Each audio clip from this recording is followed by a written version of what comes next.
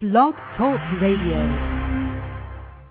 I begin every program with a definition of racism, white supremacy, and really work to erode that notion so that people don't think white supremacy, Ku Klux Klan. They think white supremacy and, Tim Wise, the guy next door. I mean, just, a radical shift in what that means. Given that, at the conference, and I'm bringing this up because I got feedback on this from Dr. Moore, which I found fascinating. At the conference, I spoke with you after the workshop. Tremendous. We had quite a long dialogue, and you requested a hug. And I said, well, didn't you just say you're a racist? And he said, yeah. And shook hands, no problem. Dr. Moore found me like 30 minutes later, and he said, did a white person ask you for a hug and you refused? And I was like, what? Somebody ratted on me. Did you tell Dr. Moore that I wouldn't give you a hug? No, absolutely not. I actually felt I felt a bit ashamed of myself for having asked after I just finished critiquing all of the kumbaya stuff. I ended up just turning around and participating in it by making the request. So, no, I absolutely didn't say anything to anyone and just reflected on my own role in lending toward the kumbaya nonsense that is not helpful. Wow. Someone ratted on me, and I think that right there is racism, white supremacy at the white privilege conference. The fact that it was, and get this, after all we've talked about with anti-miscegenation, that a black male refused to hug a white person, that was grounds to go and tell the director of the conference. That is fascinating. Well, that it was perceived as something wrong is what's troubling to me.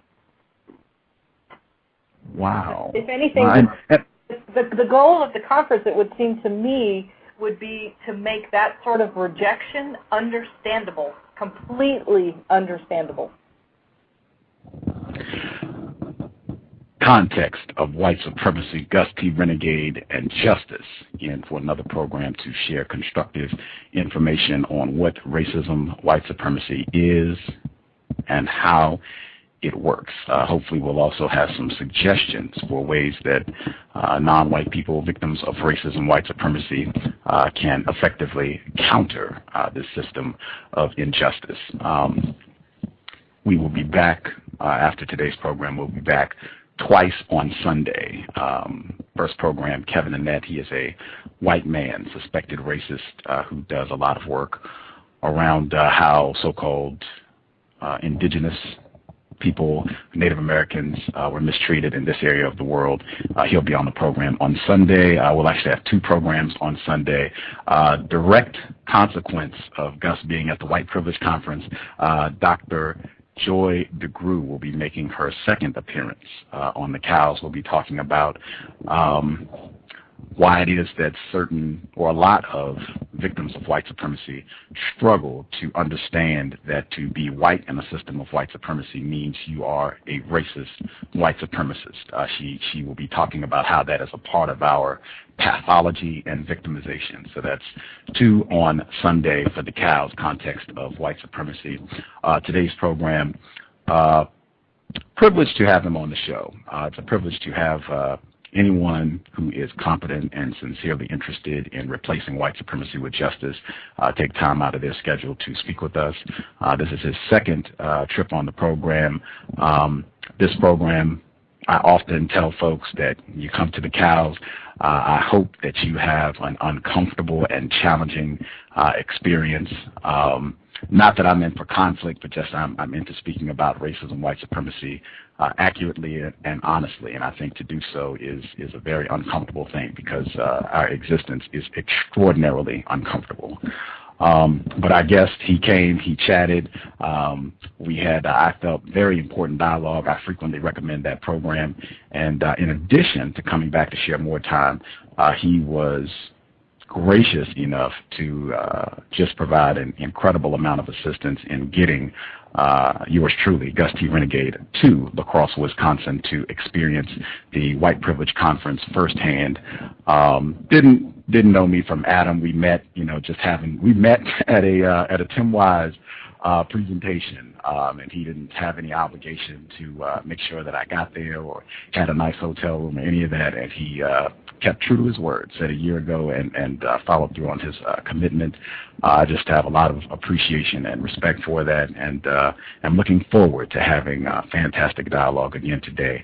Our guest, he is the Director of Diversity at the Bush School right here in Seattle, Washington, and he is the founder of the White Privilege Conference, conference number 12, next up in Minneapolis, Minnesota. Our guest for today's program, Dr. Eddie Moore, Jr. Are you with us, Dr. Moore? Brother Gus, I am here. Outstanding. Thank you for it. I don't know about folks listening in. We have full switchboard already, but out here in Seattle, Washington, it is gorgeous. This is like spring on steroids. It is a beautiful day, and Dr. Moore is here to chat with us. I am super appreciative, sir. I'm glad to be here, Gus, man. How you doing, my brother? As well as can be expected, still intensely victimized, but working to be as productive as possible. I want to hop right in so we can have efficient and hopefully very constructive broadcast. I guess for folks listening in, that was Dr. Jaqueline Battalora from the White Privilege Conference. That was the first time I heard of her. She gave a fantastic workshop, and she was on the program about a week and a half ago, and she was sharing her thoughts on Gus not giving her a hug at the conference, which was very interesting. I want to get your thoughts on that as well. But I guess to kick the program off, I suspect I asked you this when you were here in May of 2009, but if I didn't, I want to make sure I get it now. Can you share with our audience what the purpose of the White Privilege Conference is? The conference is multi-purpose. I mean, the primary mission and focus of the conference to examine the system that we exist in here domestically in the U.S., a system, from my perspective, designed by white people for white people, and to examine the premise, the philosophy of white supremacy, white privilege, and other forms of oppression, and how they played a significant role in how this nation especially was created, and how many systems, organizations, institutions still operate today, and what the impact of that is on our day-to-day existence, from non-white folks to white folks to high school, so on and so forth. So philosophically, that's really the primary purpose of the conference, is to examine that system's design, its creation, and its day-to-day, historical, present-day, and future impact on how we operate in our day-to-day lives. In addition to that, I think the conference is a way to, help folks to understand that they're not crazy for saying white supremacy in the places where they exist. To really bring people together and to really be a time for folks to renew and rejuvenate and reconnect, because often my experience has shown some folks who are doing this work are usually doing this work in isolation. And this is not work that's like kumbaya, diversity, can we all get along kind of stuff. This, from my perspective, is a high level of engagement beyond Diversity 101. And I think it's important that the conference also serve as a place for folks to connect as well. And then lastly, it's an evolutionary conference. So we're not going to get it all right. Even after 11 conferences, we don't have it all right. So I think it's a way to come together, and then from that experience to say, wait a minute, something ain't right about this, something ain't cool about this, something's missing here, something needs to be improved here. So really, for the conference to be a time for folks to be held accountable, to be checked up, and then hopefully go out to where they exist and come back to the conference even stronger, even better. So I want that piece about evolution to also be intertwined in what the conference is about as well. Okay. I want to make sure I got the highlights. Primary purpose is to examine the system designed by white people for white people that still impacts all of us, white people and non-white people today, for individuals to understand that they are not crazy for talking about white supremacy, and for individuals to be held. Which specific individuals, I guess, who is being held accountable? All of us. All of us, okay. All people, yes. Okay, holding everyone accountable for their actions and the things that they're doing, either most importantly once they leave the conference, but also I think this evolutionary nature is that at the conference, this is a place where folks can realize maybe they haven't done enough, or what they're doing is actually causing more harm than good. So I really think this piece or this spirit of evolution or accountability is so critical at the conference, and really want that those 4 days, those 3 to 4 days that folks are there, to serve as a time for folks to talk about, or hopefully be held accountable for the things that they're doing, but also to learn or to grow or to improve or to change some of the things that they thought that may have been going on that were helpful, that were actually more destructive than helpful. Okay. Thank you. I appreciate the thoroughness. I took some notes, so that'll be great. I guess to keep in mind as we go for do the discussion. I might bring those back up as we roll. Justice, I believe, is with us, my co-host, and she might have a question or two. Justice, if you're there and you have questions, please go right ahead. What do you mean when you say white privilege? What's up, Justice? How you doing? White privilege, as I understand it and explain it, is because of the system of white supremacy, a system designed for the benefit of white people, that when people with white skin show up in places, they get perks or privileges. It's as if they are moving down the street, and at every block someone is handing them a dollar bill simply because of white skin. And so white privilege is a perk or benefit unearned that you receive simply because you have white skin.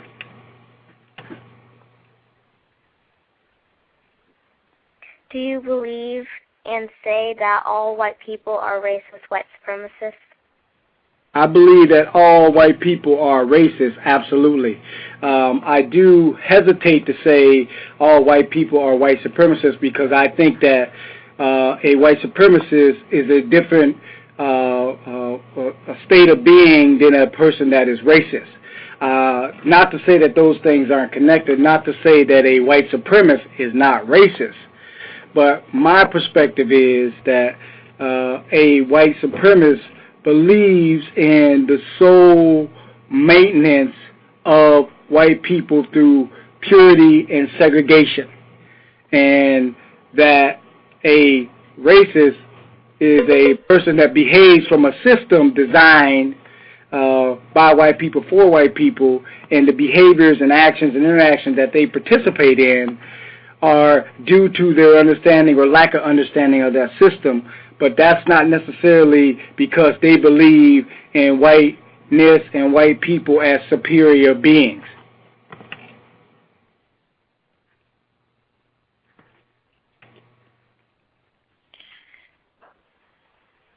Do you think non-white people can practice racism and white supremacy?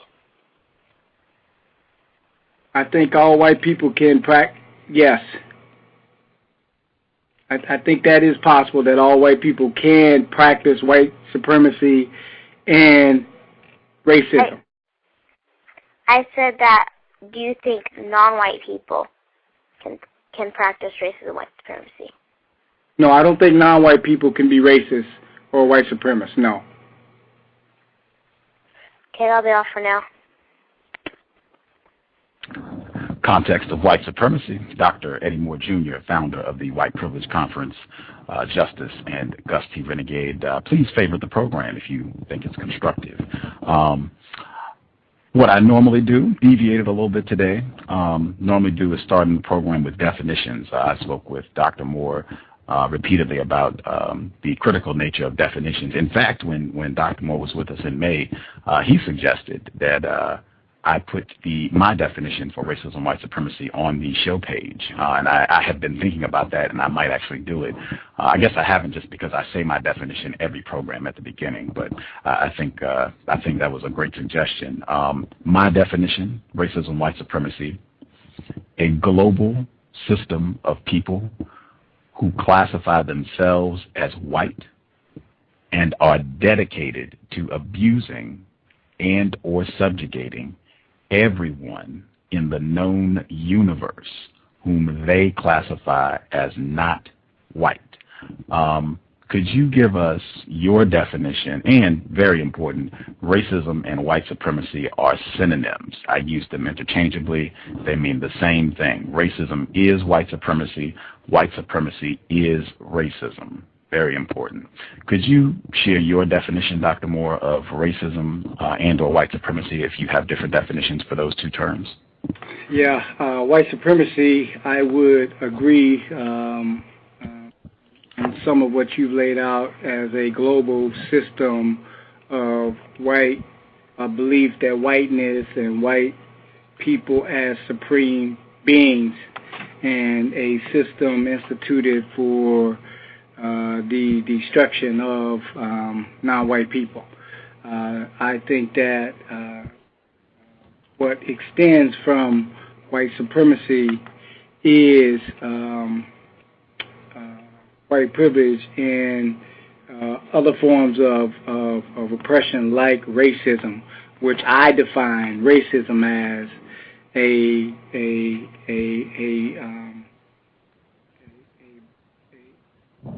hatred or prejudice or bias against non-white folks, and having the power to institute that bias in their day-to-day existence, from jobs to travel to citizenship. I mean, all the day-to-day banking, housing, the day-to-day life kinds of things that folks are involved in. The power to implement or institute or use your bias or prejudice against that group of folks, is what racism is for me. Okay. For white supremacy, I got global system of beliefs that white people are supreme beings and is bent on the destruction of non-white people, and that white privilege extends from that, and other forms of oppression, also racism. And you said racism is a hatred, a prejudice, or bias against non-white folks, and you must have the power to exercise this hatred or bias in different areas of people activity. Did I get your definitions accurately? I think that would be an accurate, description of my definition. Okay. That your definition of white supremacy is different from mine. I just want to point that out for our listeners, because mine doesn't really address a belief that white people are supreme beings. Mine is about white people working cohesively in a network, white people working in a network to maintain domination over everyone that they classify as not white. A little subtle difference. Yeah. I would concur with that. I felt like I wanted to say that I have a strong alignment with what you're saying, and I would add with that a belief that whiteness is greater, is better, is supreme. Okay. I guess looking at these two definitions, particularly I'm looking at the one for racism, that if you have a hatred, a prejudice, and a bias against non-white folks, and you already indicated that non-white people cannot be racist, then it would seem that the only functional form of racism is white supremacy. The only functional form of any group of people who have hatred, prejudice, bias against another group of people on the basis of skin color and the power to exercise that hatred, prejudice, or bias would be white people. Is that what I just said? Is that accurate? Is that logical?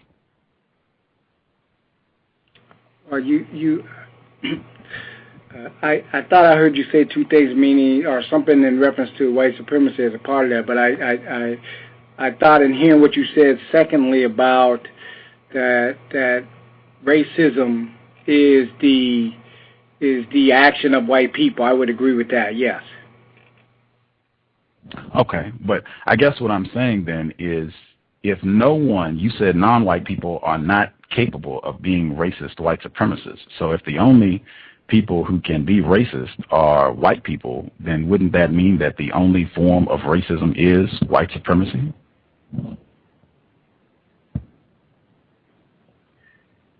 No, I would say the opposite, that an extension of white supremacy, one extension of a belief in whiteness as a supreme, as well as this power structure, is racism. Absolutely. Okay. Would it be accurate to say that this this system of power is white supremacy? Would it be accurate to substitute the term white supremacy there? No, I would. Again, I think the thing that I say and that gives me maybe a somewhat of a disconnection or a small disagreement with you is that racism is a extension of white supremacy. They're not interchangeable. Okay. I'm just looking at the definitions that you have here, and what you said, that non-white people are not able to be racist. If that is true, then the only active form of hatred, prejudice, bias against non-white folks, and the power to carry out that hatred, prejudice, bias in any area of people activity would have to be the same people who believe that white people are supreme beings and bent on the destruction of people they classify as not white. That seems very logical to me, just looking at the definitions. I could be misinterpreting what you said, but I don't know. I mean, just the fact that you did say non-white people cannot be racist, that would seem to suggest that racism and white supremacy are one and the same. But I could be incorrect. Yeah, but I don't say white person, white supremacist. Mm-hmm. I don't say that, because I think that in order to be a white supremacist, that you have to have a supreme being and a supreme belief in whiteness, and white as greater or superior or better than. And I think that you cannot have that belief and still participate in racist behavior. Absolutely. So for me, there is a piece of racist behavior that doesn't necessarily have to be connected to a belief in white as the greatest, as the best, as supreme. How do you ascertain if a white person, and you said all white people are racist, so how do you ascertain if a white person who is racist does not believe in white supremacy, the way you define it as white people being supreme over everyone not white? How do you ascertain whether or not that white person, that racist, believes in white supremacy or not? Well, I mean, one is action. Like, what is it that person does? Like, for me, a person that believes in whiteness as supreme carry out behaviors that is that's segregated in their behavior patterns. That's in the words, in the materials that they write. That whiteness and the purity of whiteness is worth protecting and fighting for and dying for, and that there should be no interactions with mongrels or people of color or all those other kinds of things that are wrapped up often in that kind of language. So for me, when a white person is not in that kind of behavior pattern, that to me gives me some sense that they're not a white supremacist.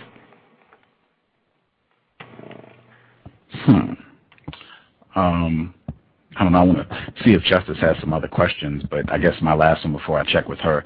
Do you think it's possible for a white person to not believe in so-called segregationist practices, to not, openly anyway, say that they are against so-called mongrelization? Do you think it's possible for a white person to say a lot of things that are against racism and have a lot of contact with non-white people and still believe in and practice both white supremacy and racism according to your definitions? Absolutely. Yes. Yes. I think just as there could be a man who says that he is against sexism and patriarchy and participates or writes or demonstrates in all those ways to show that he is against, but be operating in a way that's completely male-dominated and sexist. Absolutely. Justice, if you are there, if you have some questions for Dr. Moore, please go right ahead.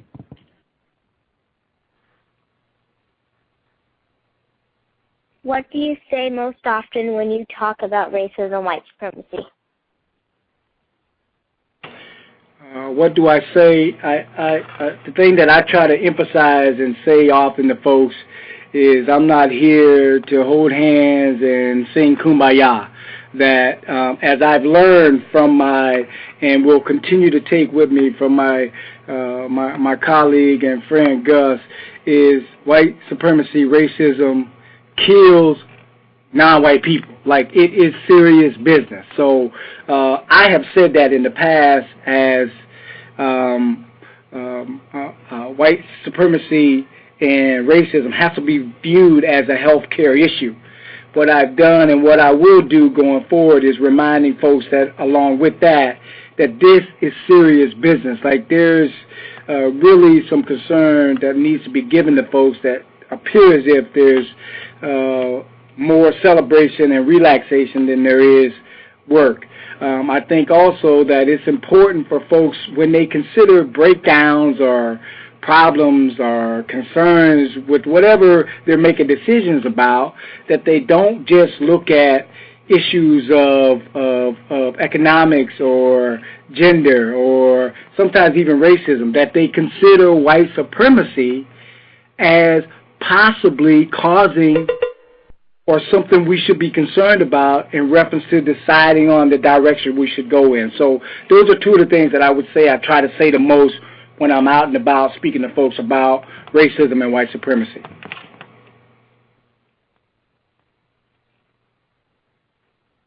What did you enjoy at the White Privilege Conference? From the vantage point that I see the conference, I am enjoying the fact that there seems to be a growing number of folks who are interested in coming together to attend the conference, looking at issues related to white supremacy, white privilege, and other forms of oppression.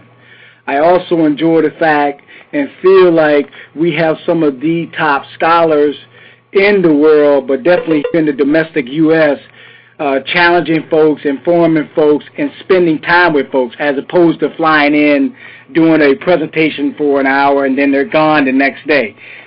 We really work hard to have our folks who are speaking from the stage spend time with our people. And then lastly, I enjoy the fact that there are young people there.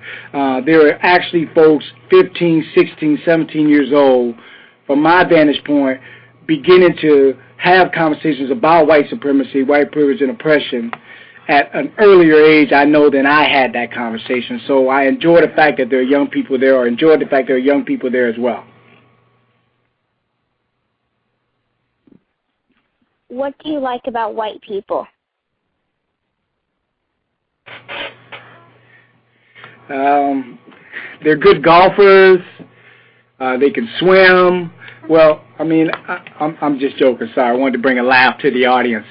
For me, I feel like if I answer that question, I feel like for me, my experience has shown me in the life that I've lived and where I am in my life that there have been some white people who played a critical role in that.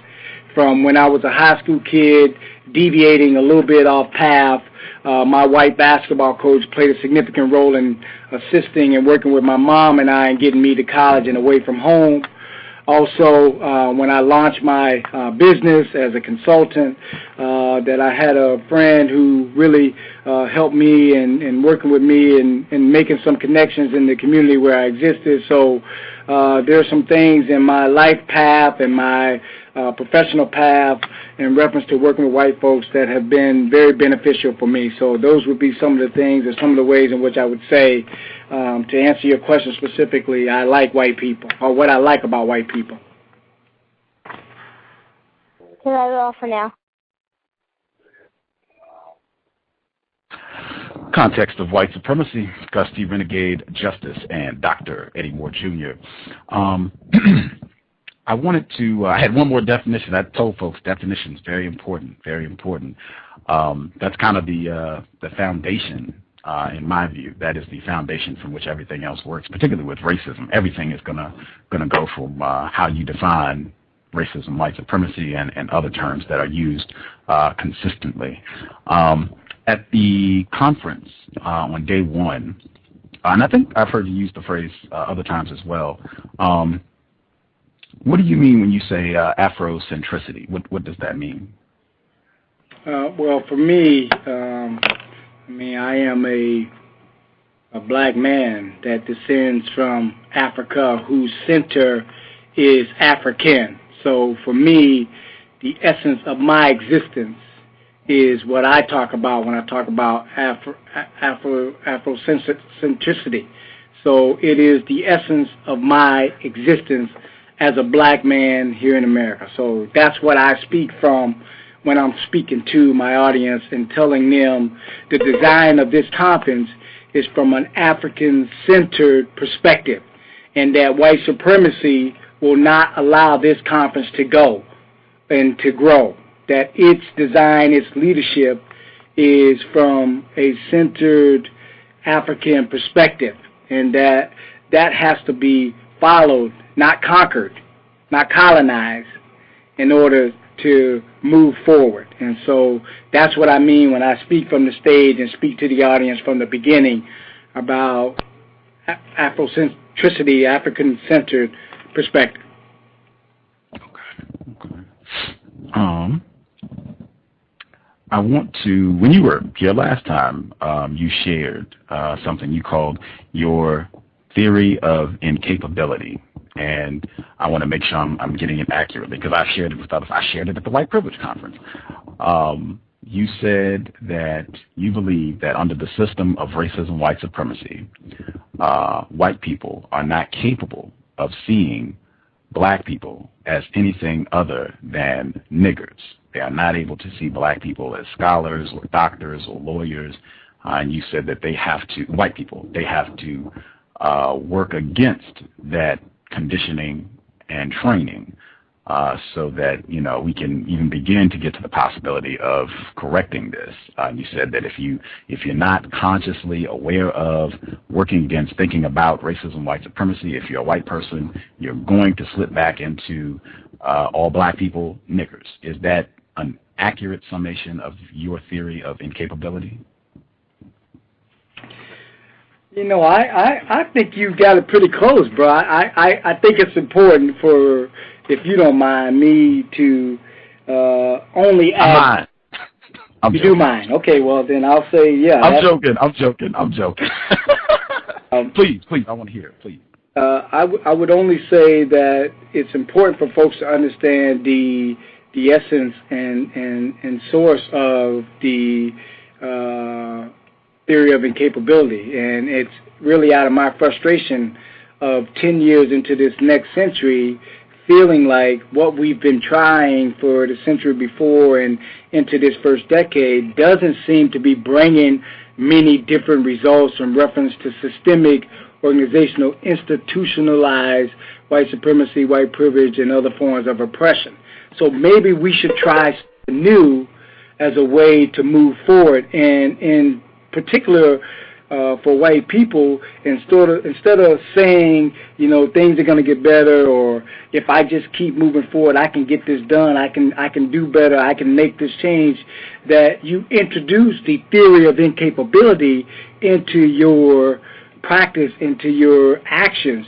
And that theory says, again, as you laid out so eloquently, that as a white person, you are incapable of seeing me as Paul Robeson, a scholar, an athlete, a genius. That, in fact, the way we were introduced into this society, being domestic U.S., I was not introduced into your psyche as scholar. I was introduced as nigger. And so to approach actions and interactions from a theory of incapability, and when you do that, that means that every day, I'm not saying it's impossible for you to accomplish seeing me as a scholar, but in order for that to happen, that you have to do something every day. You have to be awareness of whiteness, of white supremacy, its impact of your day-to-day or on your day-to-day life. This awareness piece has to be heightened to day-to-day action. And it's important that people also hear the metaphor in which this is laid into, and it's the friendship of the lion and the lamb. That's really kind of the juxtaposition or the analogy or metaphor that I kind of give a visual of this, because I learned through some of my early training as a young Sunday school boy that the lion and the lamb were friends and all this kind of stuff, and I've taken that to really ask the question, the system never designed the lion to be the lamb's friend. It's like black people and non-white people, or in this case, African people, in my case specifically, the system didn't design us to exist or coexist in a friendly way. The way I was introduced to you was nigger, not scholar. That's what I'm saying. So it's like the system designed for the lion is to eat the lamb, not to be the lamb's friend. I'm not saying the friendship's impossible, but I think in order for that to be a possibility, the lion has to proceed with a theory of incapability, that it can't do it. And when proceeding with theory of incapability, every day the lion has to do something to maintain that friendship, because the day the lion takes a nap or slips backwards, it sees the lamb as lunch, not as friend, which again transitions into what you laid out, again so eloquently, in paraphrasing and redescribing and laying out my theory of incapability. As a white person, when you take a break from the way in which the system designs our interaction, our first encounter, you will not see me or work to be seeing me as friend or colleague or scholar, but nigger.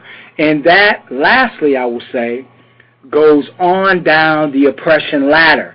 As men, as folks who may practice in a Christian-type religious behavior, as folks who are able-bodied, who don't have to worry about things, as folks who have money. So there are other aspects of oppressions that's also, this also can be used with and is also connected to this theory of incapability. I'm just curious for folks listening. Are you going to publish anything around this? Is this going to be maybe an essay or anything that you're going to actually get out on words for folks, written word? Well, I am using your website and your definitions as my motivation. So as you publish things, I'm going to follow your suit. No, I'm just kidding. Challenge, I like that. Yes, that's really my next piece that I'm going to be doing over the next year or so, Gus. My next project, I'm trying to work with the young sister who did some work with Joe Fagan around two-faced racism, and really wanted to start to look at what possibly young people, not just college kids, are seeing in the back door.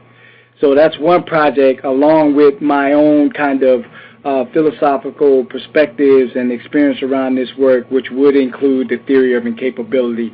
Those are the two pieces that I'm going to be turning my energies and efforts to over the next summer and fall, to hopefully have some things done in book form by next year this time. But definitely a start will be to start to, do some publications or some articles for the new White Privilege Conference Journal, and hopefully some other places that would accept a piece on the theory of incapability.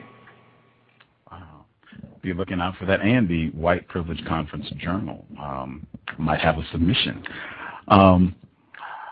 I guess very important, I was speaking with a definitions. I was speaking with a non-white person, black female, about your theory, and she said, well, what does he mean when he says nigger? And I said, oh, I didn't ask. See, definitions.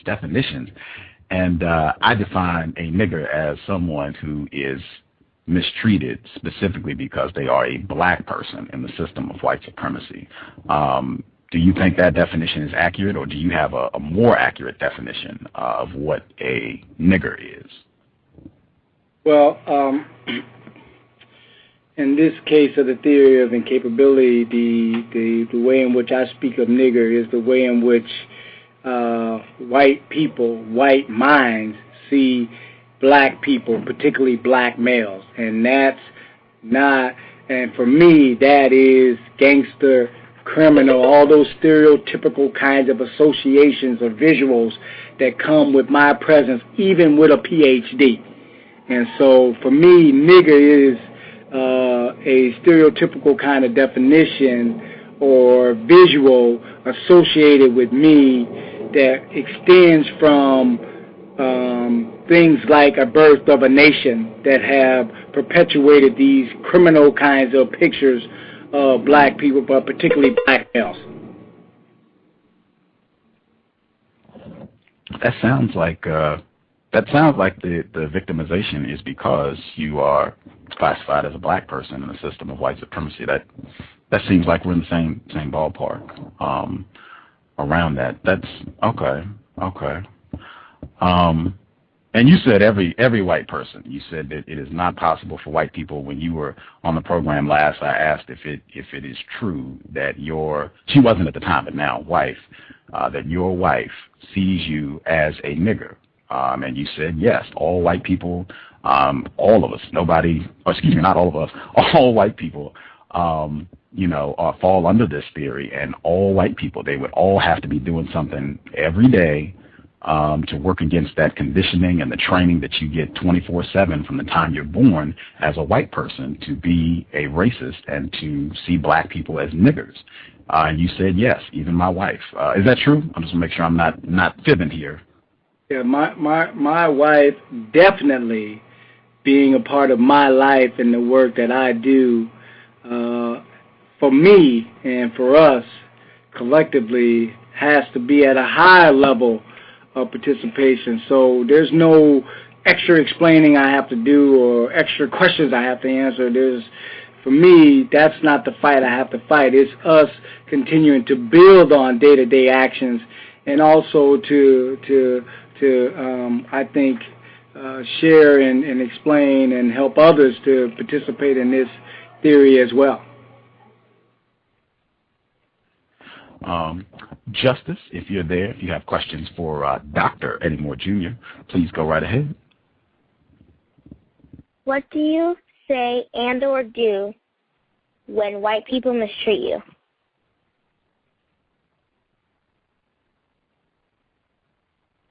Well, it's a very powerful question that, just as I for me, it's a combination of things. One of the things I try to make sure that I do as number one is stay healthy, because white supremacy is designed for the death of black people, and hypertension is a form of that death. High blood pressure, high anxiety. So the one thing I try to do consistently when I am experiencing racism, white supremacy, or mistreatment from white people is stay healthy.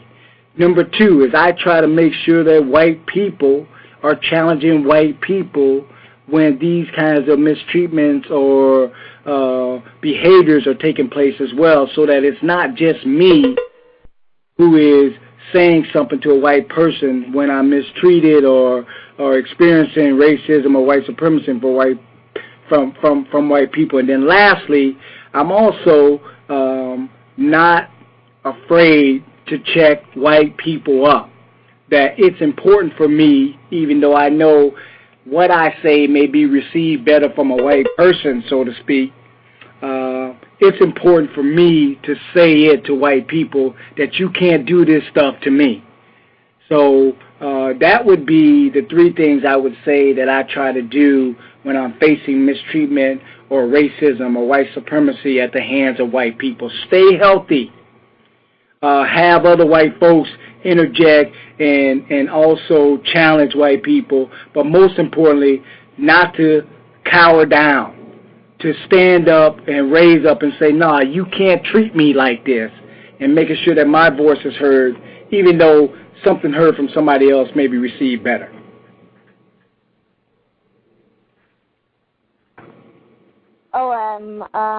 Thank you for those three things that you said. How do you help your offspring understand racism and white supremacy?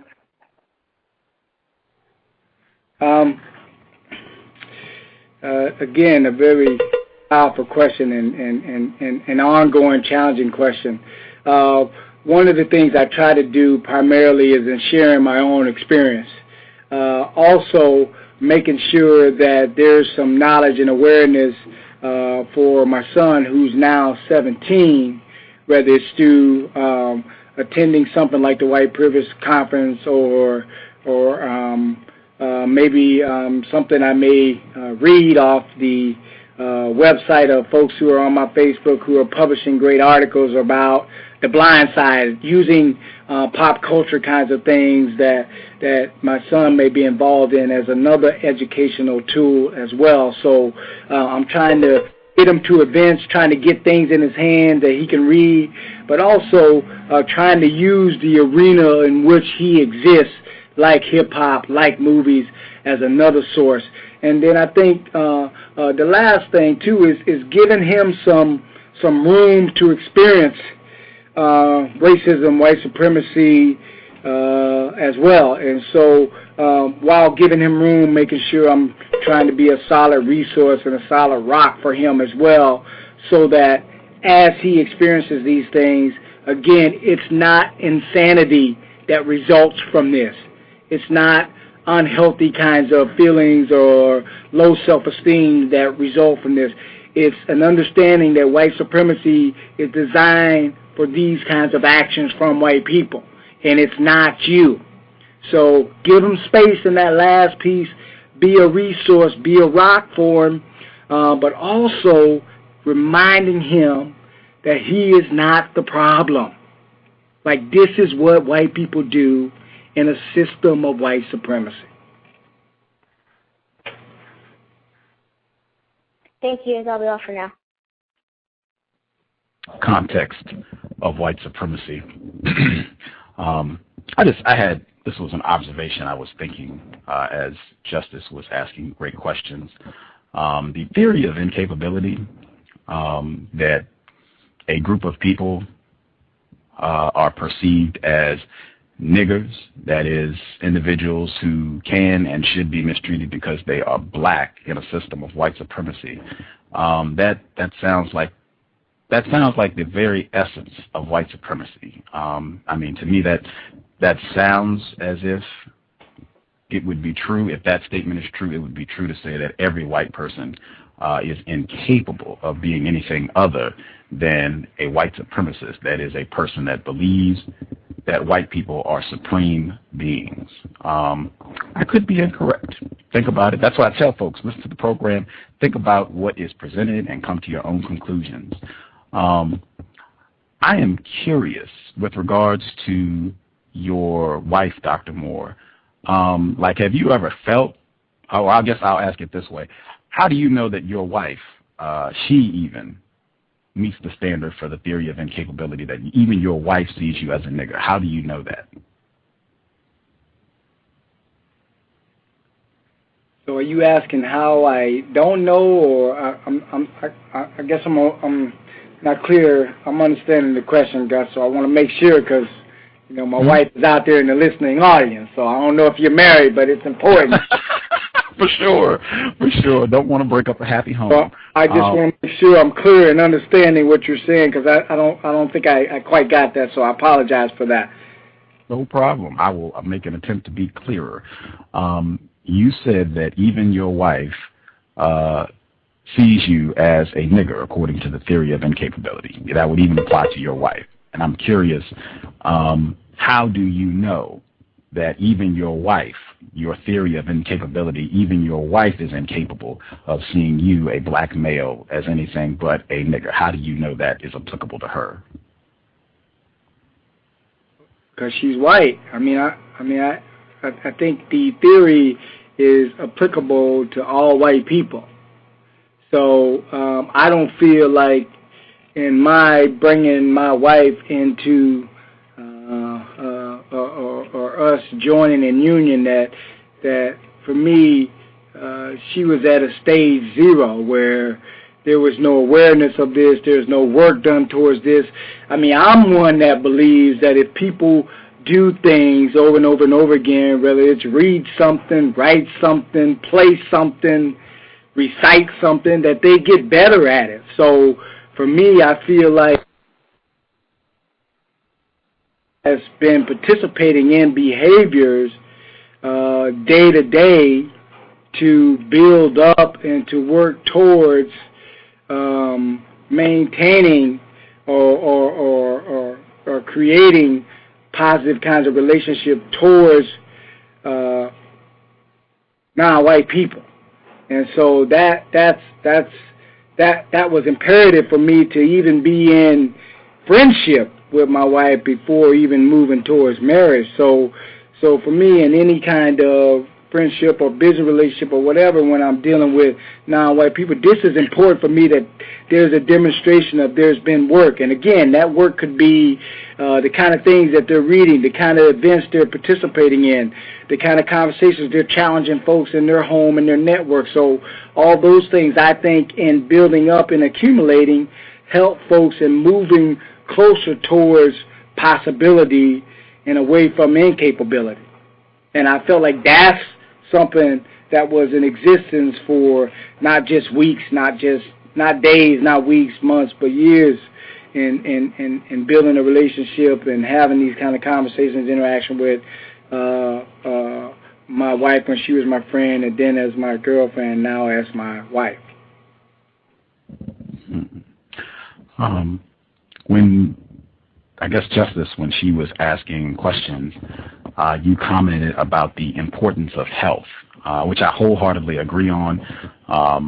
Appreciated you having Vernelia Randall at the White Privilege Conference in Wisconsin.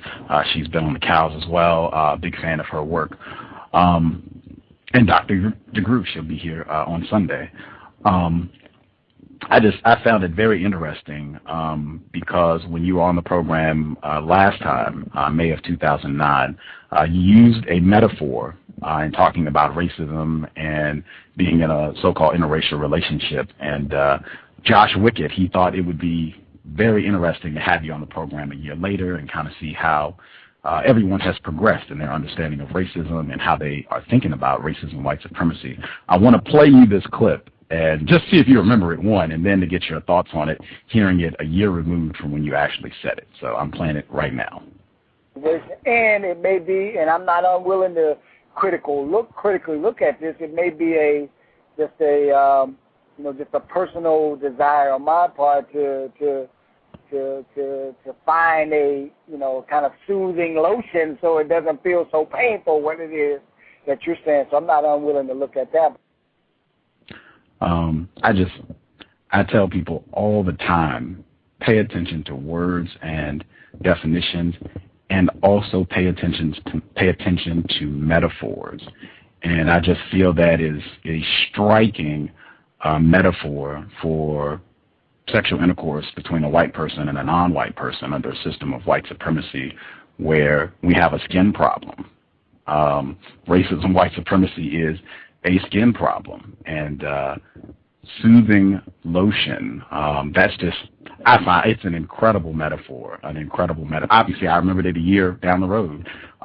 Do you remember making that statement? And I guess, what are your thoughts hearing that a year from when you said it on the program? I mean, my thoughts are, no, of course I don't remember that. I mean, that's a year ago, so my memory's pretty intact, but it's not that strong. There's no denying that wasn't me, so I'm not pulling R. Kelly and saying that wasn't me, so that was me. I just want the audience to know that was me.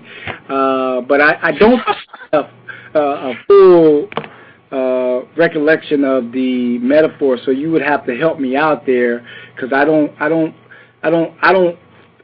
know if you're saying that I'm using this as soothing lotion and thinking about, Michael Jackson and whitening my skin or something like that. So I guess I'm trying to get a sense of how you remember I use that metaphor, because I would have to hear a few more seconds of the clip to get a sense of that to properly feel like I have a complete understanding of the reference in which I was using that metaphor, that analogy, that visual.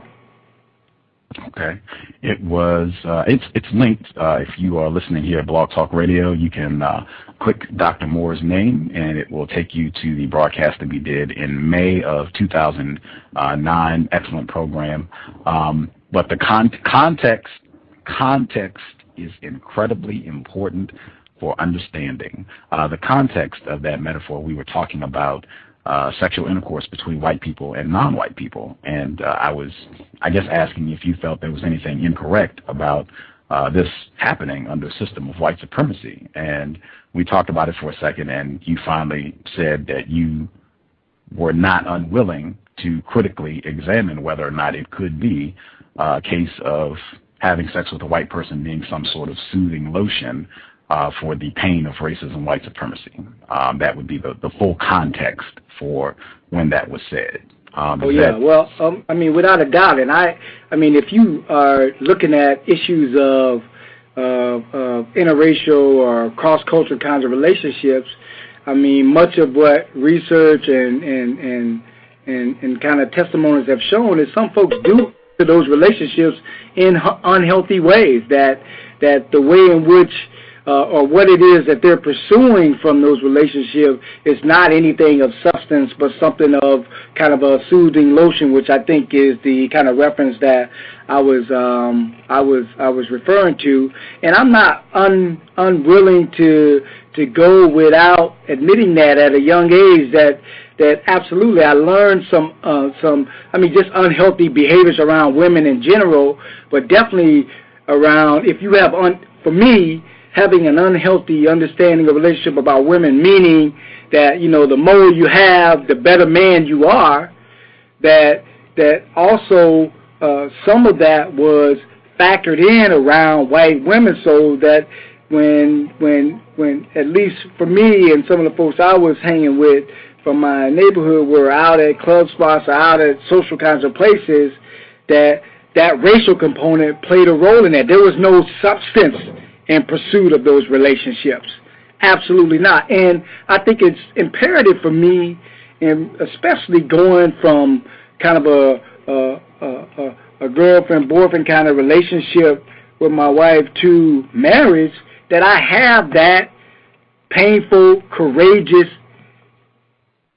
deep examination. I got to make sure that if I'm going to be with this woman for the rest of my life, that I haven't participated or gone into this for a soothing lotion kind of behavior. So for me, I'm not in any way running away from that statement, and I stand by that statement and what I still see and still observe in society and in some relationships today. Have you carried out that self-examination about the motivations for being married to a white person who's admitted to being a racist? Absolutely. I don't think that's a one-time examination. That's every day, all day. Like racism, white supremacy is an everyday occurrence. So my wife and I, when we're in existence in the public square, if there's consciousness, there's examination, and there's consciousness in a day-to-day examination. Wow. Again, privilege. Our guest on today's program, Dr. Eddie Moore Jr., founder of the White Privilege Conference. Justice, if you have questions for Dr. Moore, please go right ahead. Has your wife been racist to you?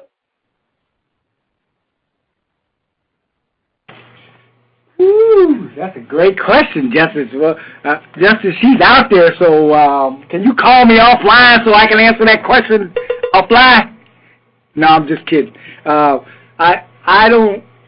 don't feel that I've experienced some direct acts of racism from my wife in my house in our day-to-day examination.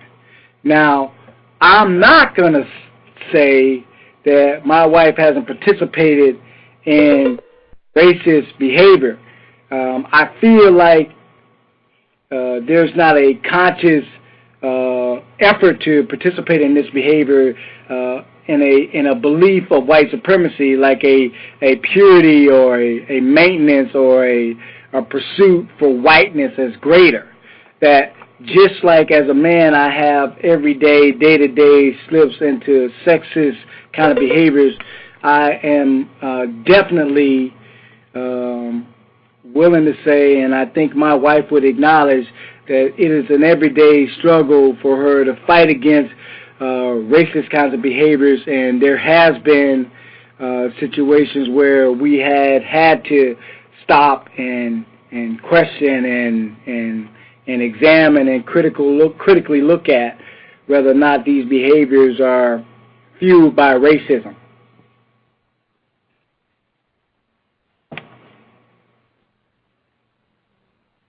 Do you see any evidence that white people will stop practicing racism, white supremacy?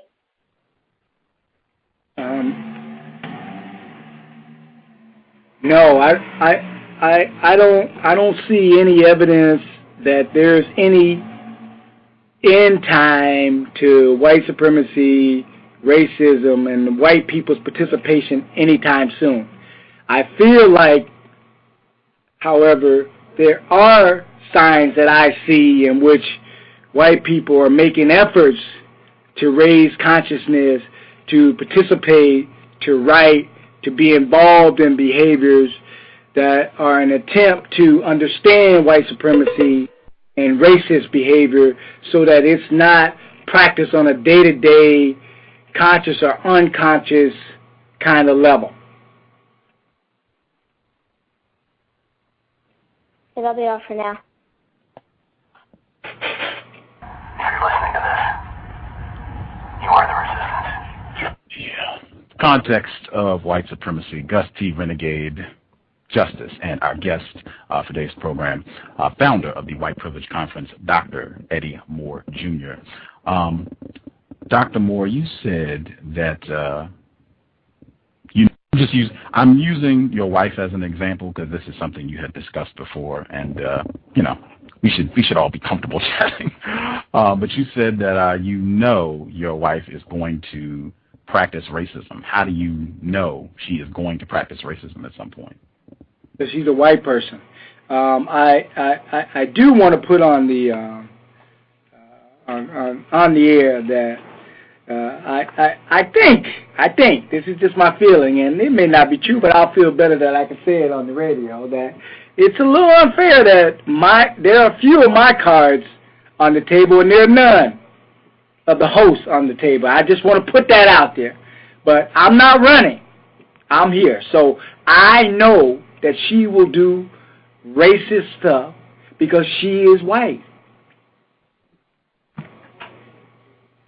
Okay. Very interesting. Very interesting. You, I guess, said that it is important non-white people speak honestly with their daughters, sons about racism, white supremacy. If I could make a request, because we do have a younger non-white person, Justice, perhaps if you could role play like what you think you would tell your non-white daughter, son, both, about racism, white supremacy, and if that would include, even your mom. I expect that she is going to practice racism, white supremacy at some point, and why that is. Like, what would you say? Do you think you could kind of give us, I don't know if you thought about it, but what you can think you might say to your child? And now, I'm not sure, I don't know Justice's identity, meaning if she's multiracial, both parents are African American, because for me that makes a difference. So I just want to put that out there. But in general, in speaking to a non-white young person about what will happen in a system designed by white people for white people on a foundation of white supremacy and day-to-day actions of white privilege and racism. This is what you're asking me to say, that what kind of role play what I would say to someone like Justice, for example, or a younger person.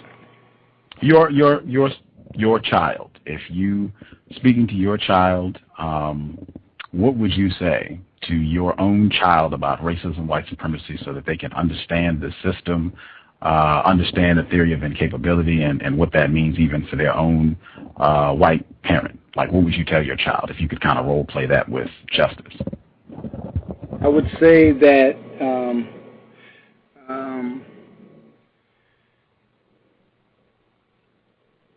that life. I want you for this conversation to think of life as a battlefield, so to speak, and that and for you to be successful, that there has to be certain kinds of tools, skills, armor, so to speak, that you possess, because the thing will be for facing in a battlefield that's not going to be of mines and bombs and guns, but of white supremacy, meaning that people are going to think they're better than you simply because they have white skin and white privilege. People are going to get perks. I mean, it's going to be like people are going to be handing them dollar bills every turn that they play. These are the kinds of things that you're going to be facing, and those things can devalue you. In fact, the design of those things is to make you feel like zero. So the skills, the primary skills you need going forward is, one, an understanding of what white supremacy is, like its design, like who put it together and what they designed it to do. So we have to make sure that we are continuing to grow and expand your consciousness about whiteness, white supremacy, and what its design is and what it was designed to do, especially to you. Secondly, you got to know who you are. The greatest skill or piece of armor you could possess is that no matter what that system of white supremacy presents to you, that you know you are someone of substance. Like, it can't destroy you. It is imperative that we in this house, in this family, in this community, continue to let you know that you are phenomenal, and nothing that system presents to you can destroy your existence and who you are. And lastly, your voice matters. Like, you have to be able to, in understanding and consciousness, you have to also be able to articulate, and articulate loud, not to destroy people, not to demean people. And I would use your Uncle Gus as an example. The thing he does so beautifully is he has conversations with people that's so challenging, but he never puts them in a demeaning perspective.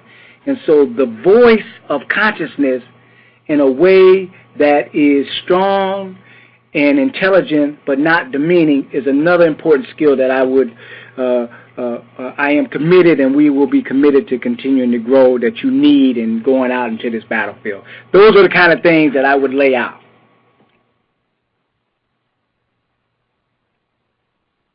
Wow.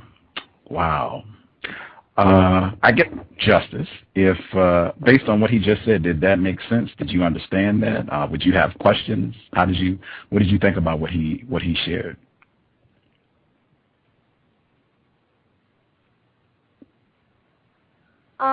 No, but well, actually, I did have one question about it.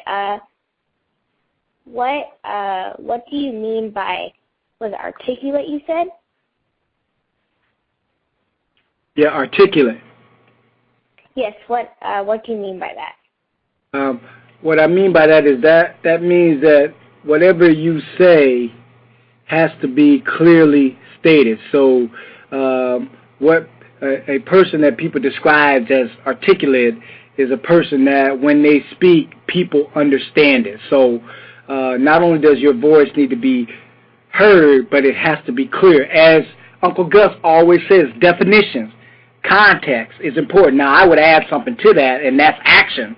But it's important that in understanding being articulate simply means that when you speak, people understand that. So I apologize that you and I haven't connected completely on this definition. This is role play still. So help me understand how I could better explain that, or where you have a question, or what you don't understand about what I said, because I guess I'm really trying to help you to understand the kind of things that you'll face once you leave the environment where you exist here at home.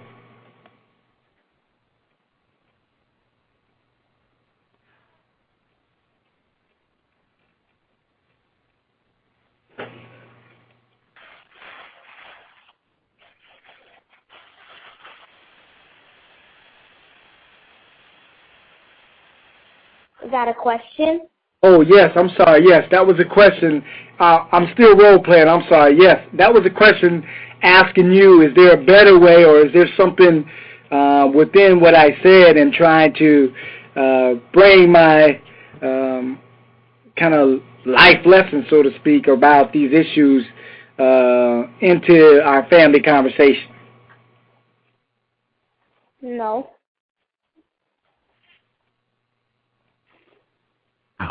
Wow, very interesting. Very interesting. Wow, very interesting. I'd be curious. So if the child said, well, you're saying that white people do this? I mean, mom is white. Are you saying that she does this too? What would your response be?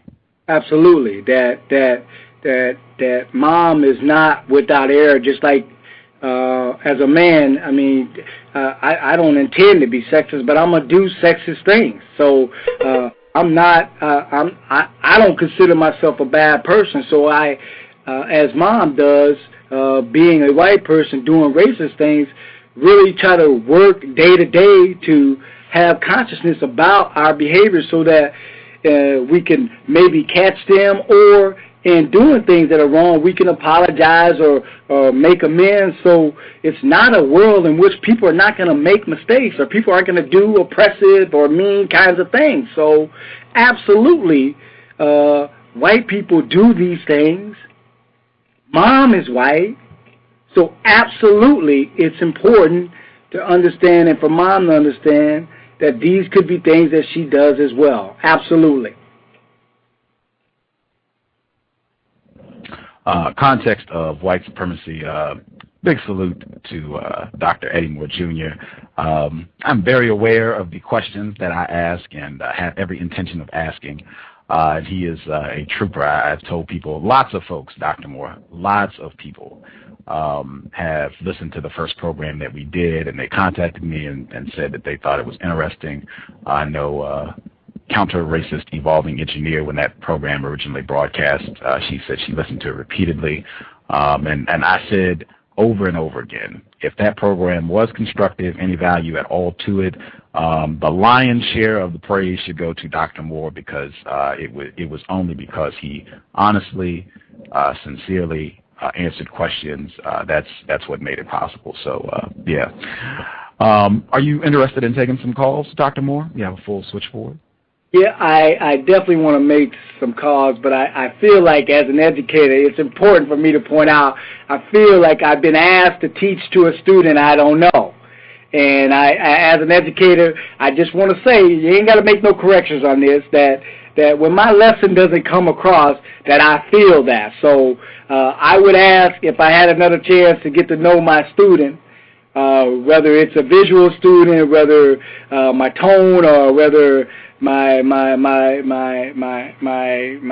gender, whatever it is that could help me better present my lesson, I would like to have another opportunity to do that. But as an educator, when I hear that my lesson hasn't came through, it's important for my student to know that I'm not happy with that. So I will keep strengthening and growing that, so that hopefully as we encounter each other again, I'll be able to better present that lesson. But I want to, in addition to giving praise back to you, Brother Gus, I want to give it to your co-host, who is absolutely phenomenal, bruh. So I just wanted to give a shout out to her and closing on that. And back to your question, I would love to hear from the listening audience. Well said. Well said. Let's see. Last four digits, 6232, 6232. Your line is open. Dr. Moore is available. Hello, Dr. Moore. What's up? Hi. I have a question for you. I was looking at the picture from your last program, and I suppose they are T-shirts from the White Privilege Conference. And when I saw the T-shirts, it made me think of the Got Milk campaign, as in milk being something that they market to you as necessary, healthy, and helpful. And so when I saw the T-shirts and it said Got Privilege, I felt kind of insulted, because it made it seem as if it was something cutesy or fun. And to me, racism, white supremacy is not cute or fun. And I thought to myself, those T-shirts would be much more effective and constructive if it identified white supremacy rather than just privilege, which could apply to anything. You know, in the context of racism, white supremacy, do you feel that making the T-shirts identifiable with white supremacy versus just privilege would be more effective and constructive? I don't know the answer to that, because I've never tried that. The real source of those T-shirts has been to really kind of use to be quite honest with you, a commercial kind of strategy to put the T-shirts out in major circulation so that they can present questions for folks. Because my experience has been, when people see a T-shirt or that saying, that it actually jars people or sets people back, and hopefully, or my hope is that it allows people to say, what is that, or where'd you get that T-shirt, and then that conversation opens up. So that's really the main driving premise of the T-shirt, was to get the word out about the White Privilege Conference, to really stop people in their tracks, to have them say, what the world is that, and then that conversation opens up. Do you think then it would have been more effective to put white privilege on there rather than just privilege? Well, no, because at the conference we do more than white privilege. I think that it's important that one of the things, at least from the conference that we talk about, is everybody has privilege, and we're all impacted and affected by it in very different ways. So it's important that the privilege option is allowed to be comprehensive. But it's also important that people understand that for white people, by white people, that's the foundation in which the conference starts. White supremacy, white privilege, and other forms of oppression. I think a great T-shirt would be white supremacy on the front and by white people, for white people on the back. That would be effective and get people talking about the main issue. Above all other privileges, the most oppressive is the system of racism, white supremacy. I think that would be a great T-shirt. So have you,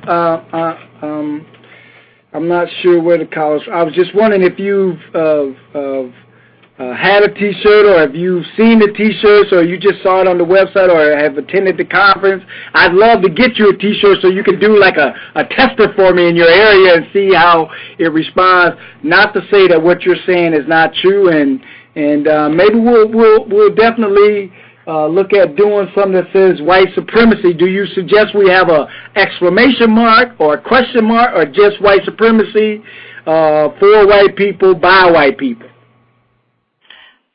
I don't think I'd put a question mark behind it. I definitely would put by white people, for white people on the back. I would be willing to talk about it. Like I said, I saw the picture on Gus's website on the C.O.W.S radio show. There was a picture of you from the White Privilege Conference with the powder blue T-shirt. That's where I saw it. Okay. And no, I haven't attended the conference. I just heard about it this year. Okay, great. Well, I would love, if you don't mind, staying in touch, because I'd like to, if you are interested, to just get you a T-shirt so you can test it out in your market. And then I would love for you, if you don't mind, just to email me or stay in touch so that you can hold me accountable, so that I can, I'd like to give a test run to white supremacy, for white people, by white people. I like that. Thank you, the caller. I want to get some other folks as well, but yeah, I hope she will stay in touch either through Gus, or I can pass her your email, and you all can stay in touch. I definitely think she would attend White Privilege Conference number 12 if Dr. Welsing was a keynote speaker. So if that happens, I think that would motivate her to attend. Mr. Nero, I believe. This is Mr. Nero from California. Are you there with a question, Mr. Nero? Yes, I am. Greetings, Gus and Justice, and Dr. Moore. How are you, sir? I'm doing great. Greetings, my brother. You said a lot, and I don't want to take up a lot of time going through some of the things that you touched on, but I would like to ask, as far as naming the conference the White Privilege Conference, did white people assist you in coming up with that actual term to name the conference? No, sir. It was solely generated from me, and generated from some reading. The number you have called is no longer in service. Message 21 SAN. Are you there, Gus? Hello? I'm sorry. Okay, I'm sorry. So I was just, is everybody still there? Yes, I can hear you. Yes, I'm here. Okay, so I just quickly say that, basically the premise and the idea came from me, and I was in my coursework portion of my PhD program, and it was there that I began to read some things in reference to white supremacy as a system, an organization, an institution, and really when I took my first job as a director of diversity at a small college in Iowa, I basically called up some of the folks within that community that I was studying with and built relationships with, and said, we got to have some more discussions about this white privilege stuff, and that's where I put together the conference being called the White Privilege Conference. I did have some really interesting interactions with white people at the beginning, and I still do, actually, where people say to me, well, Dr. Moore, if you change the title of the conference, more people will come to the conference. And so I went through a period early on of considering whether I should change the conference name in order to, attract more people. Because again, I didn't want to, I didn't want to fail in my first endeavor. I was a young professional. So to be quite honest with you, I was a little nervous. I wanted to make sure we had people in attendance. So I called one of our first keynote speakers and said, I'm thinking about changing the name. And the keynote speaker said to me, listen, Eddie, this is important. If you change the name of the conference, I'm not coming to the conference. And so it was really there that I had some support and affirmation that this was a topic that needed to happen. And I have gone without hesitation from then on. And I will say to folks, I'm willing to make some adjustments and some evolutionary kinds of changes, but the title of the conference is not under negotiation. Interesting. Gus, if I may ask one more question. Help yourself, sir. Dr. Moore, sir, you discussed earlier the analogy of being on a battlefield as you were explaining it. I guess racism to a child, or maybe it was to your son. Is that correct? Yeah, I was doing a little role play with Sister Justice, but yes, sir, that was my starting point. Yes. Right. Would it be safe to say, or for me to conclude that if a person is engaged in a sexual relationship with a combatant from the other side, that they are indeed sleeping with the enemy?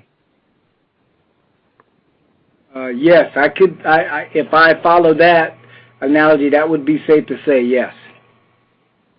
Okay. That's all I have for now. So thank you very much. I believe counter-racist evolving engineer, Cree. She has her own broadcast right here at Blog Talk Radio. Excellent work against racism, white supremacy. She's here, and I believe she has a question or two for Dr. Moore. Just so I know, is this the sister who did the outstanding piece on Sandra Bullock? I did do a piece on Sandra Bullock. I don't know if that's the one that you saw, though. Oh, okay. Okay, I'm sorry. Go ahead. Yes, I'm listening. I'm with you. But I would be curious to know if it was the piece. But the question that I had for you was that I heard earlier in the program that you differentiated between racism and white supremacy. And what I thought I heard you say was that white supremacy, in your definition, is a belief in superiority of white persons. And so then the question that I have is whether a white person kissing, engaging in sexual relations, dating, marrying a black person or a person who's not white, is that a demonstration that they are not a white supremacist to you? No. Okay. So how would you know that a person is not a white supremacist even though they participate in the system of racism? For me, some of the things I use is and are as important as definitions and context is action. Is the kind of things that people are participating in their day-to-day life, the kind of professional or personal development they're participating in, whether it's a conference or the kind of things that they're reading, or if they're authors, the kind of things that they're writing about, or if they're teachers, the kind of things that they're teaching about. So, or if they're in families where they've had these kinds of issues, the kind of things that they're challenging or pushing against their family around these issues. So for me, it's a plethora of day-to-day actions, interactions that they are involved in that is pushing against or going counter against a belief in white supremacy, white purity, whiteness as supreme. Okay. Thank you, sir. Counter-racist evolving engineer right here at Blog Talk. She did do an excellent piece on Sandra Bullock and the Blind Side. It's at her blog, cree7.wordpress.com. Which Sandra Bullock piece are you referencing, Dr. Moore? I believe my brother, I believe that piece was one that I followed from your Facebook or website link. Oh, okay. And I suspect it was. I strongly suspect it was Cree's post. Again, cree7.wordpress.com. And right here at Blog Talk Radio, Counter-Racist Evolving Engineer. There you go. There's the author. Let's see.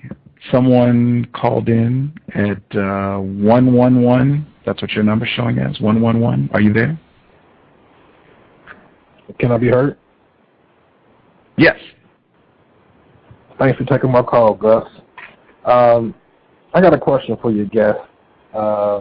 I heard you say earlier in the show about black people need to stay healthy. In your,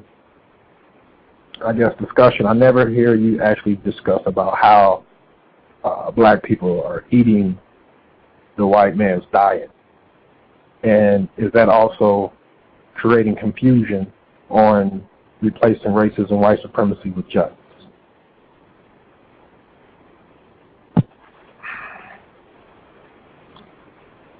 Yeah, I would have to definitely be in agreement that I have not spoken in relationship to health as it relates to the white man's diet. And so for me, I do think in speaking against white supremacy and racism, the primary piece I speak about from a healthcare perspective is the hypertension, high blood pressure aspects of racism or the fight against racism. But I do not think that conversation can be had without reaching or without mentioning or having in that, in addition to diet, definitely some exercise. So say for the listeners that that's a part of what I mean when I say being healthy under the assault of white supremacy and racism. Now, I would definitely have to have clarity about what is meant when someone says the white man's diet. Is that pork? Is that beef? Or is that water consumption? I mean, I think for me, I would need some clarity there because I don't want to say that I stand in agreement, but for me, I think there is definitely an issue of diet and nutrition in the black community. So I don't want to ever go without having some conversations about that.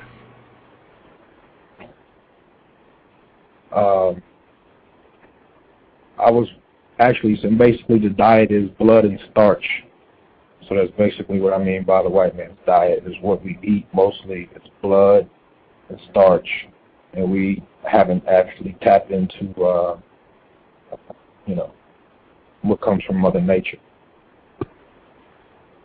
So is there something that you would recommend, bro, that I myself read or consume or could share with others who may be as concerned and interested in this kind of information as well?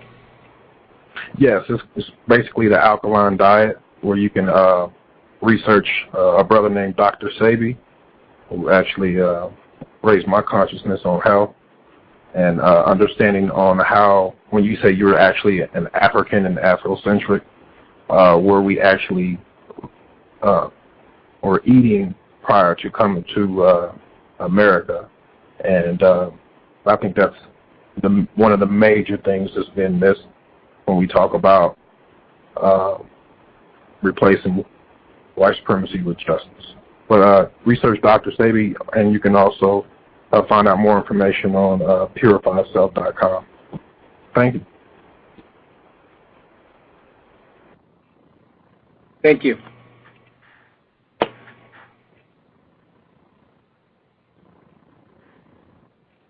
Brother Gus? Yes, sir. I wanted to double check. I believe the first female who called in with questions, she said she had one more question, but I wanted to check to see if Justice, if she had some other questions before I get to her. Justice, did you have any questions? Not at this moment, thank you. Okay. The female who called in at 818, your other question, if you want to go ahead. So I have one more question. I was wondering, being that you said you do believe that, or either she admitted that your wife was a racist, as a black male, knowing that usually, as far as the system of racism, white supremacy goes, black males get the most mistreatment, at least the most direct mistreatment. Being married to a white female who you say is a racist, do you at all feel emasculated in that partnership as far as knowing that she is a racist and you're a black male? No, I don't feel emasculated in any way in this relationship. I feel like, again, that there has been some interactions, some consciousness, some awareness, and some action before there was marriage. So this is not something that was, again, some way to get status, some fling of some type, that kind of thing. So, and I think in addition to that, there is ongoing day-to-day work, just like any marriage should have anyway, but definitely around the issues related to white supremacy, white privilege, and oppression, because we will not have a household that doesn't take it seriously, because it's real, particularly as a interracial couple. I think Gus asked a few different times, but you didn't answer directly. Has she ever either called you a nigger or admitted to you that she sees you as a nigger, since you said that white people pretty much see us as that? No. So I have never. So no, my wife has not called me a nigger. I feel like there has been enough consciousness in her work and lifetime to not say that there is not vulnerability for slipping back into the way in which black people were introduced to white people. I think that's the original conception. I think that folks can move beyond that if they do work. Folks can slip back into that if they don't do work. And so for me, again, not only making sure that she has some understanding, some context, but most importantly, some action leading up before ceremony and continued action after ceremony is what's been critically important for me. And so I haven't felt like, not only, I know that she hasn't called me nigger, and I don't feel like she is seeing me as nigger. Do you feel like you're freely able to discuss things like that without any feeling of discomfort? Because I've dated a white person before, so I've experienced, some of the discomfort when speaking about things regarding race and racism. Do you ever feel uncomfortable, when, like maybe when you have in your mind to discuss something with her because of the relationship? Do you feel that any of those discussions would cause any tension or discomfort between the two of you? Well, there's two parts to that. So, sis, I would say that I don't feel any hesitation, but I do feel that there are being times where it's not like it's a kumbaya household either. So we're going to have and have had some conversations around these issues that cross across both whiteness, white supremacy, gender kinds of issues. And I'll give you a perfect recent example is, this conversation that we've had around Lawrence Taylor. So I'm immediately saying, wait a minute, now could there be something going on wrong here? Could there be something fishy? Because I mean, my experience with the police is there could be something fishy going on here, and from her perspective, there's some real issues around gender that I stepped around, and so that's a time in which, again, we've had this conversation, and it's been mixed with both white supremacy, white privilege, and gender kinds of stuff, and we're not in wholehearted agreement. So I would say to your second part, yes, we have those questions, those conversations, and yes, we at times have some of that tension, but I don't think that that's a bad thing all the time. What is most important around that tension is that it's not unhealthy for parties involved, and that's the piece that we definitely are in alignment and agreement with. That if we feel that tension is taking either of us to a point of being unhealthy, then we gotta recalibrate and do this in a different way.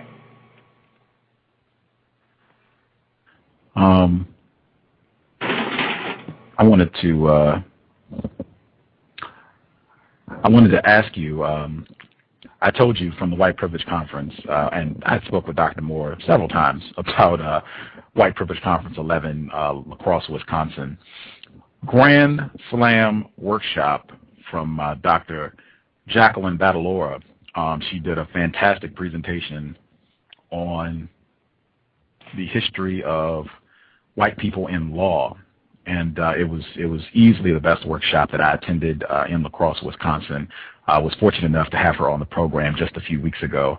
In addition to giving a thorough explanation of why white means white supremacist, that is the very nature, the essence, the definition of what it means to be a white person in a system of white supremacy. It means to be a carrier and practitioner of the idea of white supremacy. She gave a wonderful illustration of why that is true. But in addition to that, I asked her about the infamous hug from the White Privilege Conference. I asked her about that, and I got that. I want to play this clip and get your response to what she had to say. So see if I can pull that one off and get your comments. Okay, here we go. I begin every program with a definition of racism, white supremacy, and really work to erode that notion so that people don't think white supremacy, Ku Klux Klan, they think white supremacy and, Tim Wise, the guy next door. I mean, just, a radical shift in what that means. Given that, at the conference, and I'm bringing this up because I got feedback on this from Dr. Moore, which I found fascinating. At the conference, I spoke with you after the workshop. Tremendous. We had quite a long dialogue, and you requested a hug. And I said, well, didn't you just say you're a racist? And you said, yeah. And shook hands, no problem. Dr. Moore found me like 30 minutes later, and he said, did a white person ask you for a hug and you refused? And I was like, what? Somebody ratted on me. Did you tell Dr. Moore that I wouldn't give you a hug? No, absolutely not. I actually felt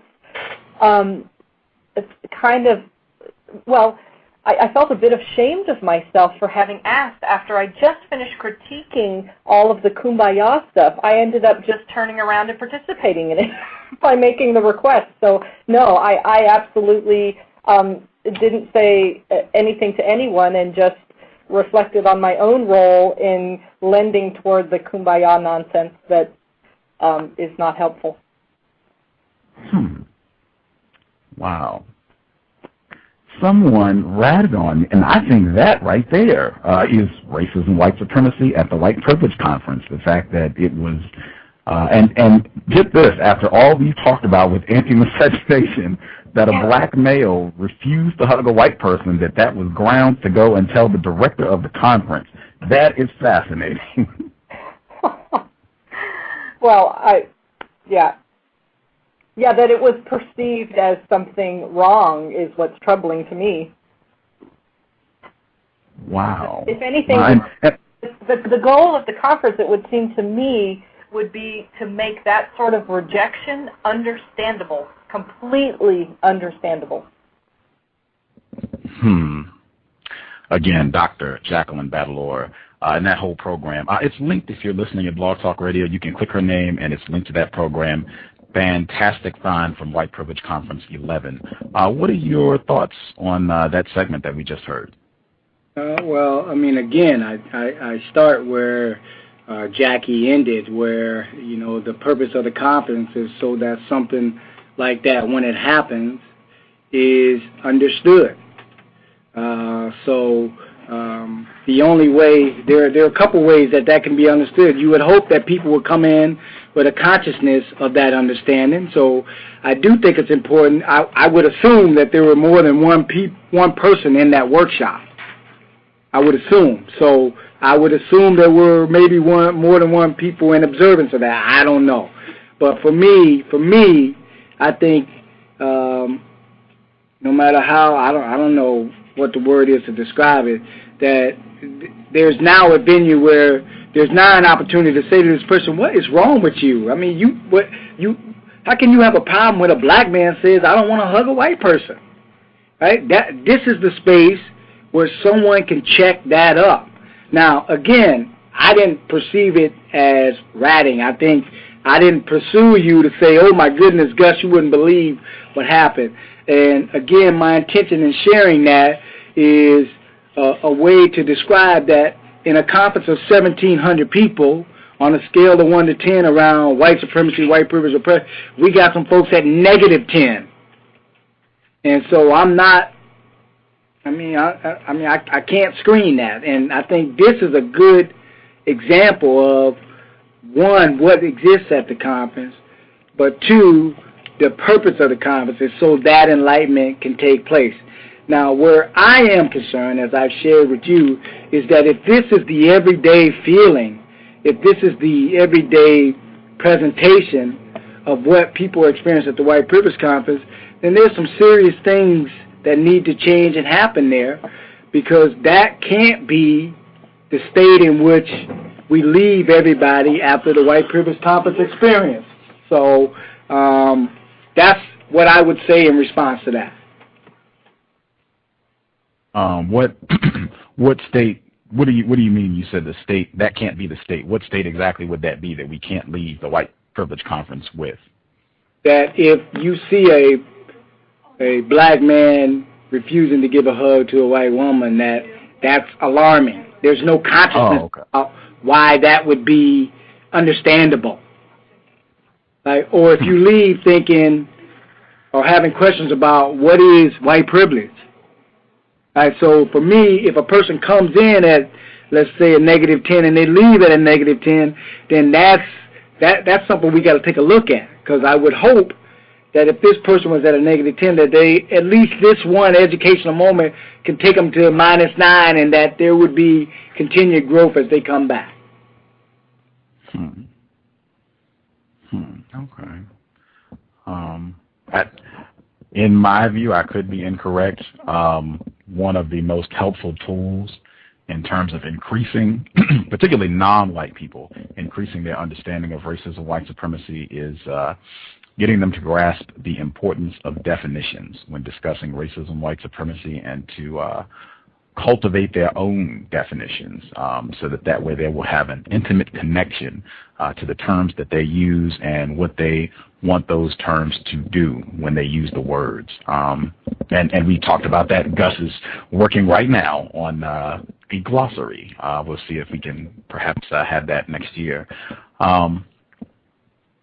I don't know. I guess asking truthfully, do you really believe that the White Privilege Conference, based on the first 11 years, is structured in such a way that non-white people will not only feel comfortable, justified, as she said, in refusing to hug a white person, but that non-white people will be demonstrating that, acting that out on a regular basis? Do you feel that that's the type of environment you have at the White Privilege Conference currently?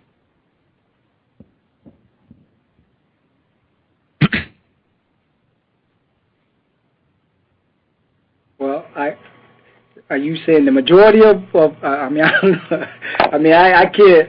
I feel like yes and no, bro. I think that there are places and spaces where we're trying to continue to, as I've said from the main stage, that this is not a place where non-white people should be in agony.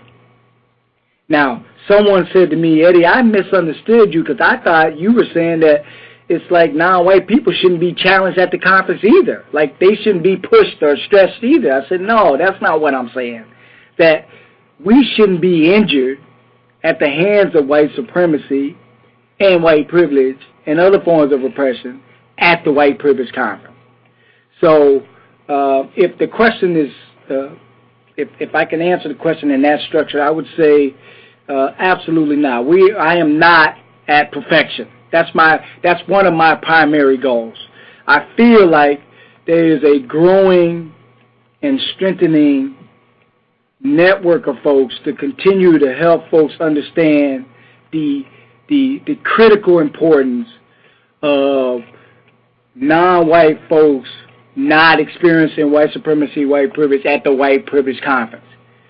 And what I hope can happen, that's a good sign for me, is when people do experience that, they say, Eddie, you won't believe the junk that happened to me. And I say, you know what, man, thank you for sharing that. Now, can you help me create a workshop to bring knowledge out of that experience?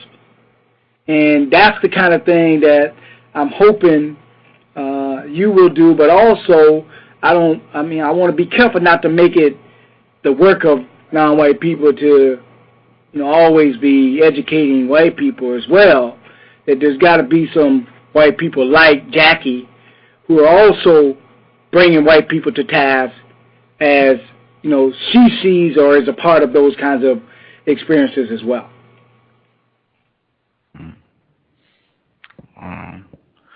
I want to check to see if Justice has some questions, but I did want to say that I believe as long as the system of white supremacy exists, white supremacy will be practiced at the White Privilege Conference and in all other endeavors that involve people on the planet. I suspect that white supremacy will be the dominant factor as long as the system exists. So I don't know that it would be possible to have a white privilege conference where there is no white supremacy being practiced under current conditions. I could be incorrect.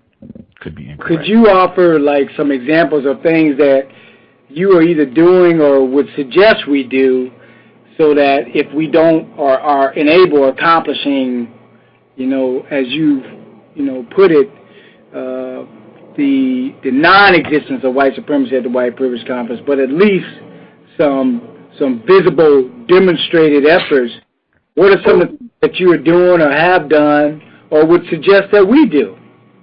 I have two. Number one, I have a T-shirt idea. My T-shirt idea, and this was sparked from the first time I saw the shirts. I shared the female caller who had questions about the use of the term privilege, got privilege. I think you can keep those shirts, right?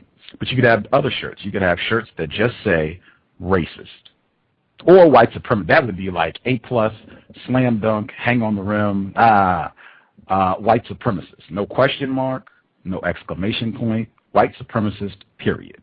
Like a B+ would be racist. Only white people get those shirts.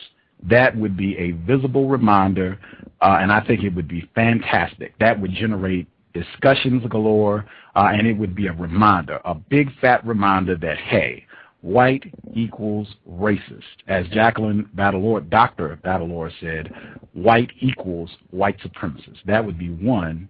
My other suggestion, something that I am going to do, you advised me to submit a proposal for a workshop. My proposal, the workshop title, How the White Privilege Conference Reinforces the System of White Supremacy, and to make the workshop demonstrate why that has to be the case as long as white supremacy exists, and then to demonstrate or illustrate specific examples of how racism, white supremacy is at work even at the White Privilege Conference. Those would be my two suggestions. So is it would you advise that something like the White Privilege Conference not be in existence? Or is it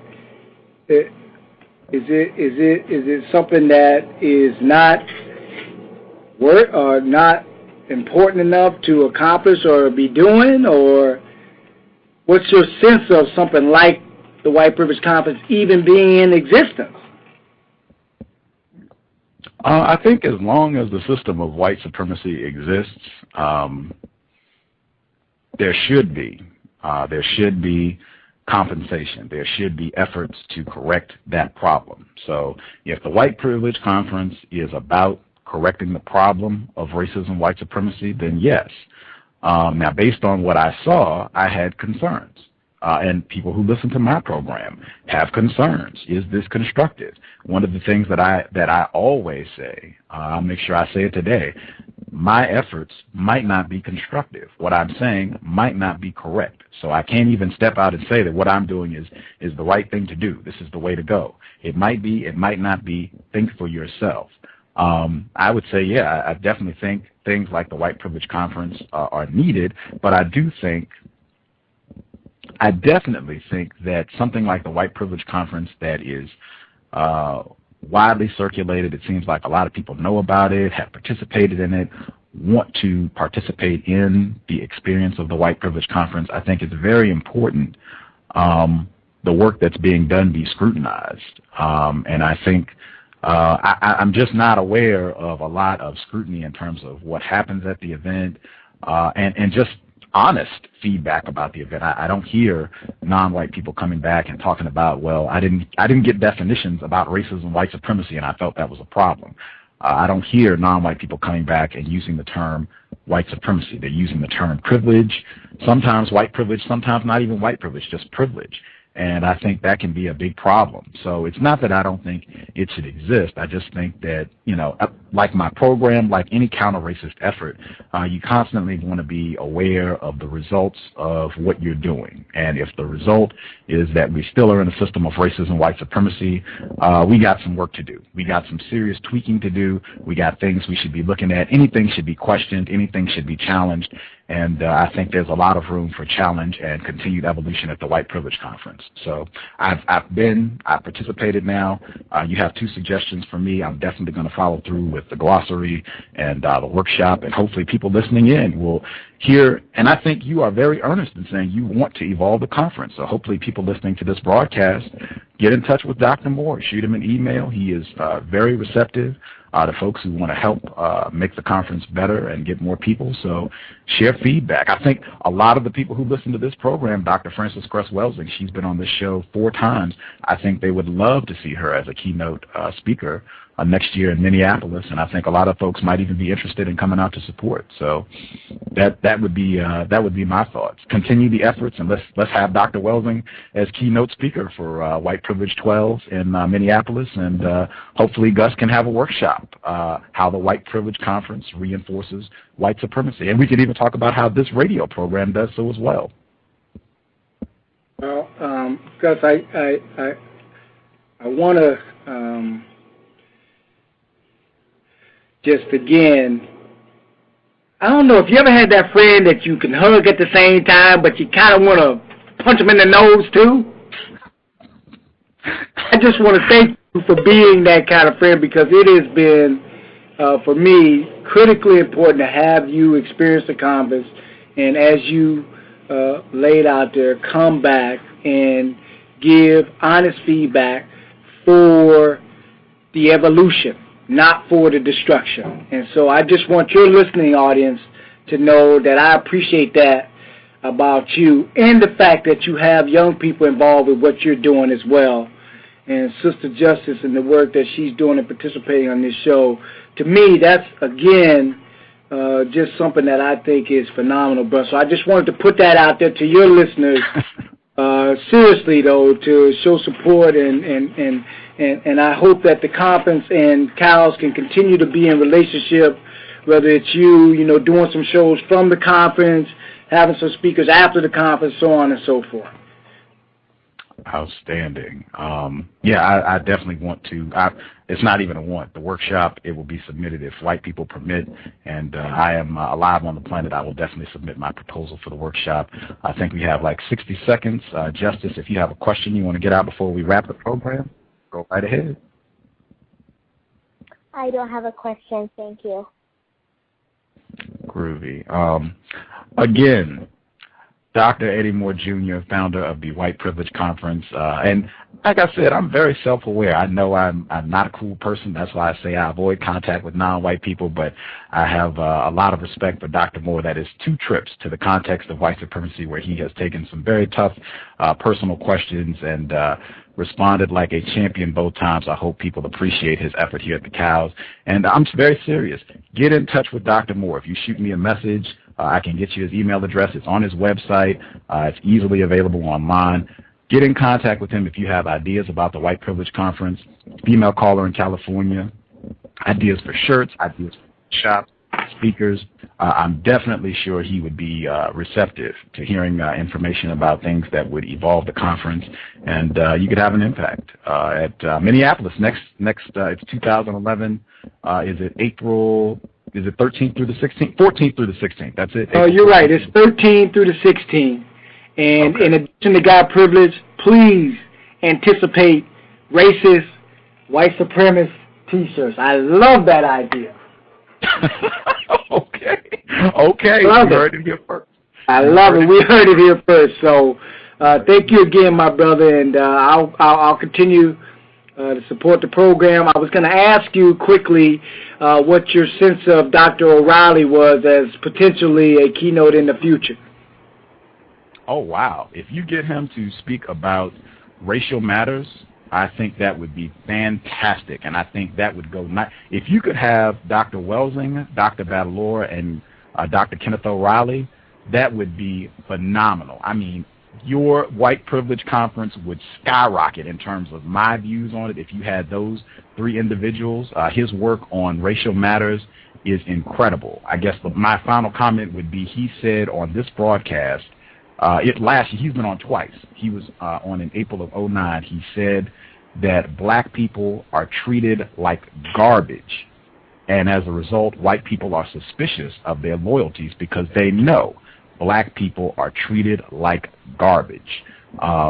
Excellent information. And he really talks about, honestly, how white people organize strategically as a unit, a system, and oppose any effort to combat their system. So I think he would be a phenomenal guest, specifically to talk about his book, Racial Matters, the FBI's file on Black America from 1960 to 1972. But we can chat about that later. Your perspective on Dr. Carney? Oh, man. I think Dr. Carney, very informed. All of these people, I suspect, are racist. Let me be very clear about that. I suspect you would have to be on your toes with them as well, because they would practice racism and probably did so when they were on this program. But Dr. Carney, I think she had a lot of great information about how easy it is for white people to practice racism. It's easier for white people to lie because they're in a position of dominance. It's easier for them to practice harm against non-white people because they're in a position of dominance. And she talks about how for white people, the default is white supremacy. Even if they say, no, I'm not racist, I don't think about racism, I'm not a white supremacist, they still go out and behave and function as racist white supremacists. The unconscious mind of the white person is set to practice white supremacy. So I think she could potentially be an excellent addition to the conference as well. Hey, my brother, I was going to give you a few names to consider for your show. David Rodinger. I don't know if you know that name. I'll send you these electronically. There's some names that'll come to me and I think would be good for your show in doing work around white supremacy and white privilege and whiteness. Oh, I would love it. I would love it. You are plucking my heartstrings. Yeah, I will look out. Did you get I sent you Dr. Carney? I did get that resend of that email, so that has been very helpful. And, that wasn't coming through on my Bush account, so I got it on my Yahoo. So I've been able to also look at. That's why I was asking you about Dr. O'Reilly and Dr. Carney, because I saw them in your email. Okay. Yes. Thumbs up both ways, although I suspect they would still practice racism, but I think they could share some very helpful information about white supremacy. So, yes, I will be in touch. Please get out and enjoy your afternoon. It's gorgeous. Thank you again, Dr. Eddie Moore, Jr., gentleman and a scholar, founder of the White Privilege Conference. We will definitely be in touch, sir. Okay, thank you, and thanks to your listening audience. Thank you, Sister Justice. Thank you for being on the couch. Peace. Thank you, sir. Bye-bye. We're going to take a quick commercial break, and we'll be right back. Context of White Supremacy. Is racism hurting you? On issues of race, are you unable to speak, think, and act with clarity and confidence? Are you tired of laughing when nothing is funny, smiling when you are not happy, agreeing when you really disagree?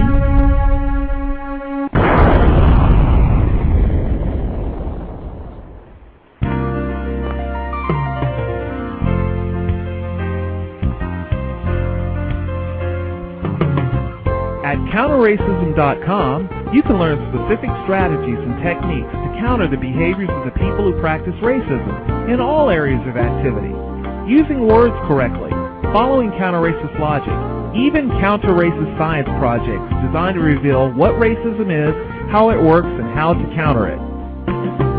The open-source code writing format allows you to pick and choose from a variety of counter-racist suggestions so you can produce the code that works for you.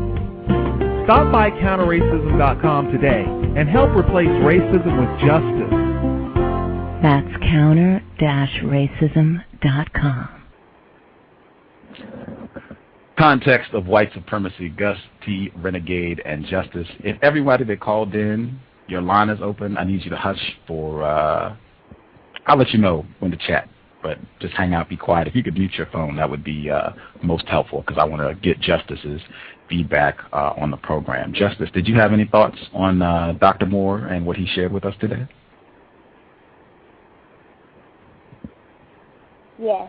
I want Dr. Moore's wife to come on the show. I think it would be interesting.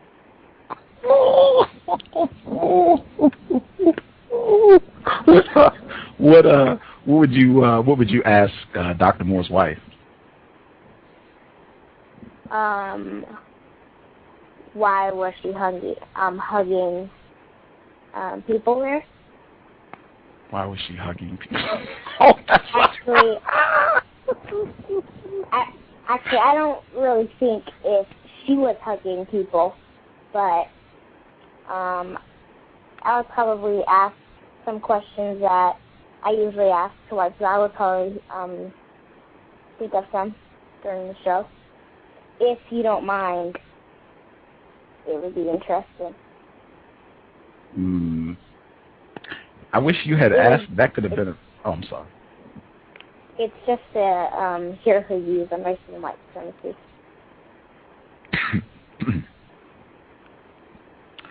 I wish one of us had asked him, had made that request while he was here, that he, I should call him.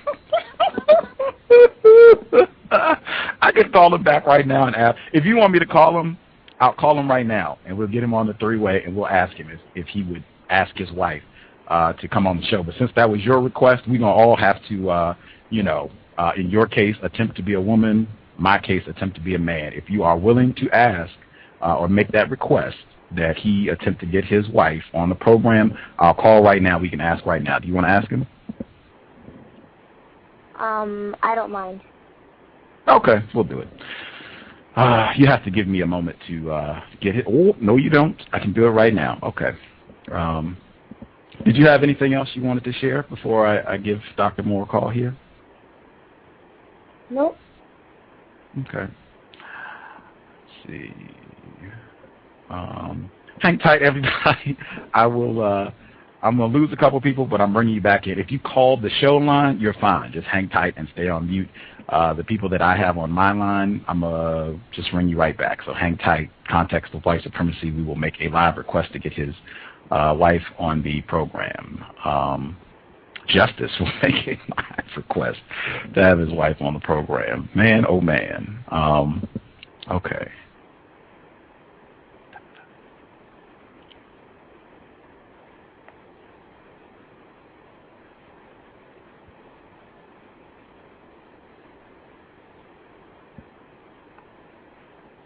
Okay, if it goes to his voicemail, would you be okay with just leaving a message and making your request on his voicemail? I'm sorry, can you say that again? If he doesn't answer, if it goes to like his voicemail, would you be okay with just leaving a message saying this is Justice from the Cows and making your request that way? Is he coming on the show again sometime? We can. I mean, you could ask to have them on together. I hadn't planned to have them on, after today. But if you want to ask that they both come on, that would be great. If you just want her, that would be great. But yeah, however you want it. If you want them both on, you should just ask for both of them to come back. However you want it done. Probably both of them.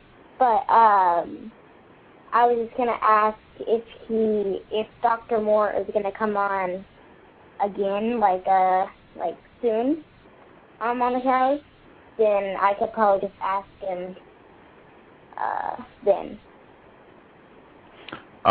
We don't have another time. I hadn't talked to him about having him on anytime in the future, so I think it would be constructive if you would like to have his wife on the program. I think it would be constructive to just, if you want them both to be on, to just say that in your request, like now, to say you would like to have them both on, and sometime soon.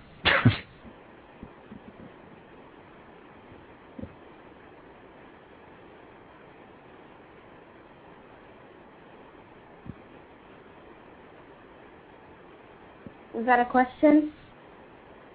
No, it was not a question. It was just, I guess, a suggestion that if you think it would be best to have them both on together, that when we call him, that you just ask for he and his wife to come back and to come back soon. That's all. Okay. Okie dokie. All right, so you ready? Okay. All righty. Groovy. Context of White Supremacy, Justice, and Gus T Renegade. Here we go.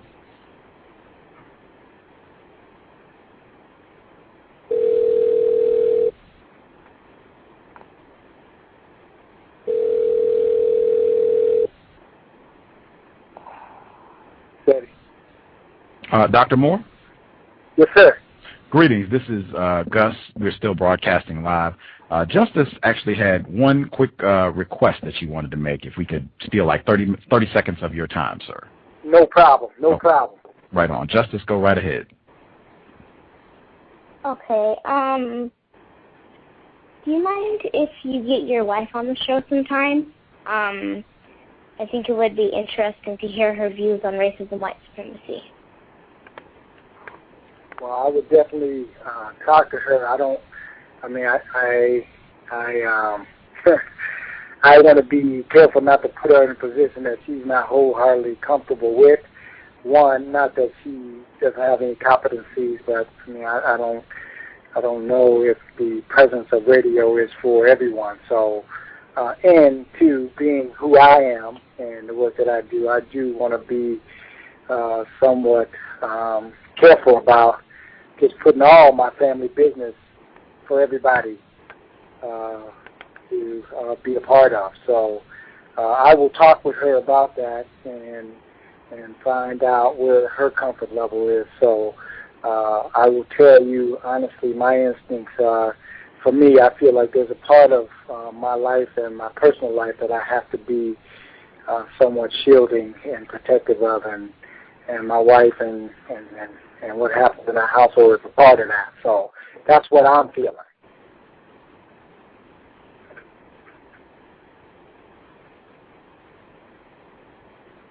Okay. Ruby. Thank you, Dr. Moore. I appreciate it. Again, always appreciate the honesty. Thank you for taking a bit more of your time. We will be in touch soon, sir. Okay. Take care, bro. Yes, sir. Bye-bye. All righty. Context of White Supremacy, Justice, Gus T Renegade. I would be interested in seeing that happen. I'd be real interested in seeing that happen. Any other thoughts, Justice? Disappointed? I forgot to actually wanted both of them. I forgot that I wanted both of them. I just said his wife. It's all right. I make mistakes too with being clear with words and such. Good attempt. Then it might happen. He might, talk to her. She might be willing. We'll have to see. But yeah, I would love to hear them together on a program. Love it.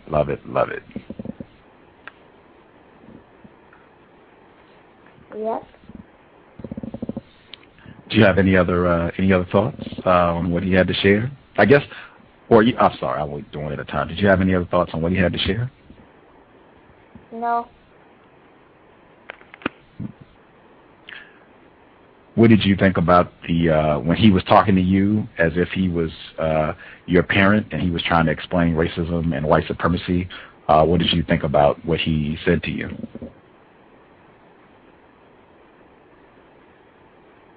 I don't remember that part.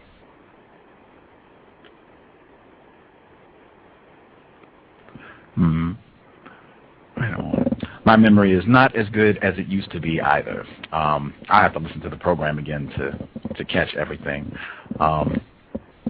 Man, I don't know, but I have never, I have to tell the truth, I have not listened to the entire broadcast when Dr. Moore was here in May of 2009. I still haven't listened to the whole program. I suspect there's some very juicy aspects to that program. I'm real certain there are some incredible parts to this program. I don't know when I'll get a chance to sit down and listen to the whole thing, but man, oh man. Everybody that called in, your line is open. I do want to be very careful to not just talk bad about a non-white person. I'm still very confused about racism, white supremacy, so I don't want to have a, oh my gosh, I can't believe you said that type of a thing. If you want to make any comments about things that were shared or observations, that's fine. But just being sensitive to victims, because he didn't have to answer any of those questions, really. He could have pulled a Liam Chef and called it a day early, but he hung in for the second time, so I want to respect an admitted victim of white supremacy, being honest and hanging in there, even though he wanted to apparently sock Gus in the face. But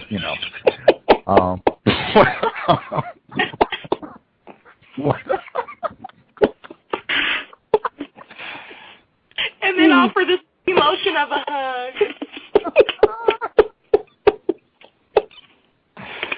My man Mac Payne, he asked me, he said, do you still avoid contact with non-white people? Yes, I avoid contact with non-white people. You get socked just for asking questions. Like, man, yes, double whammy like 8 times. Yes, I still avoid, not minimize. I avoid contact with non-white people. Yes.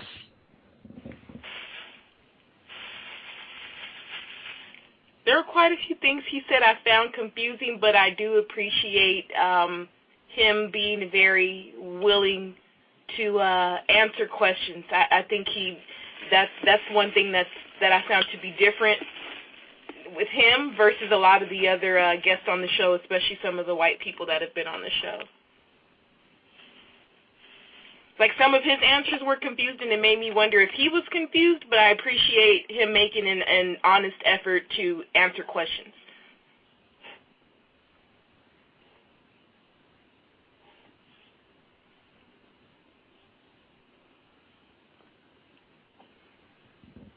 I think we're all confused.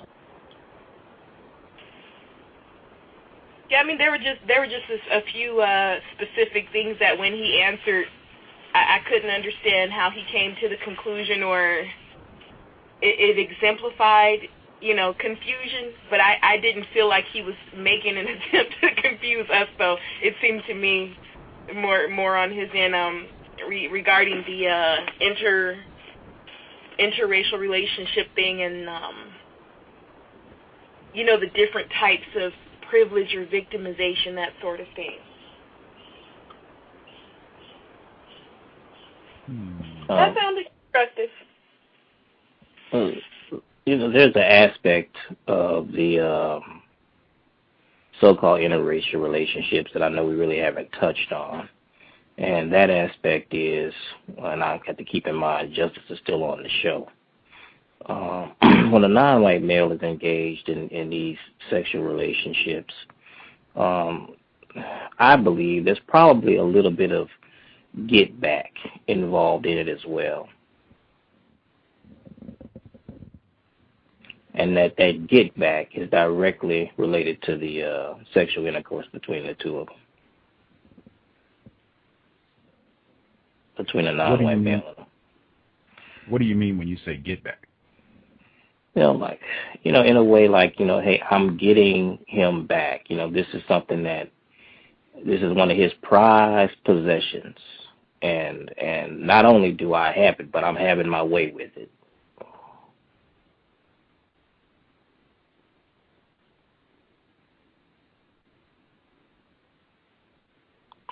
I have heard that before. Keep in mind, I have experimented with white females. So there was a bit of that even on my part.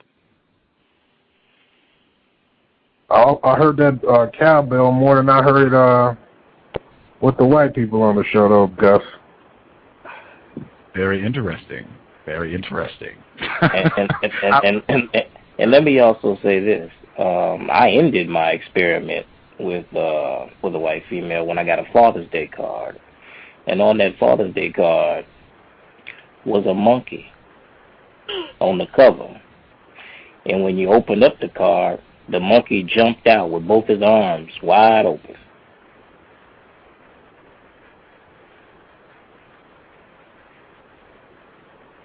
So I knew after I got the card that, okay, well, it's time to end this experiment.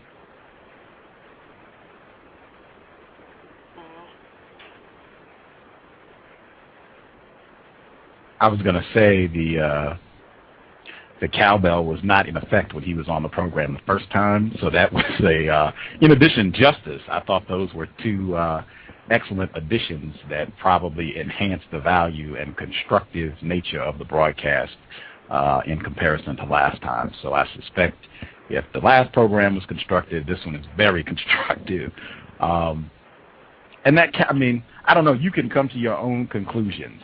The program where that cowbell has gotten very high and it's been 15 or more rings, I would say pay attention. What are some commonalities that, you see in the programs where that cowbell rings a lot?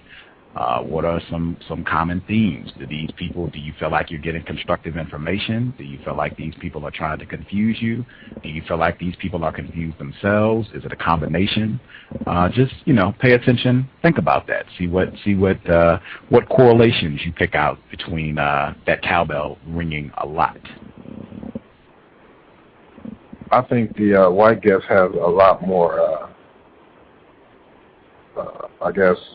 creating confusion than non-white guests, given their opinion on something they might be confused about, but is directly the result of racism and white supremacy.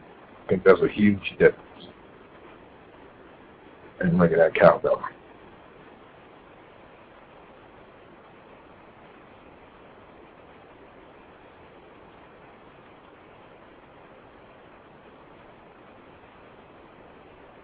I know one thing, if White Privilege Conference 12 has Dr. Welsing as a keynote speaker, and if Dr. O'Reilly goes to talk about racial matters specifically, and they have those T-shirts that say racist and or white supremacist, and only white people get those, I would be interested in seeing how that conference plays out. I would be very interested.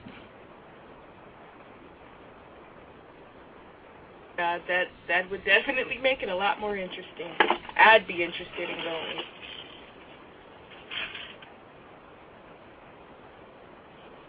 And I want to see if he'll make me that T-shirt. I'll wear it. Because there are a lot of white people in my area.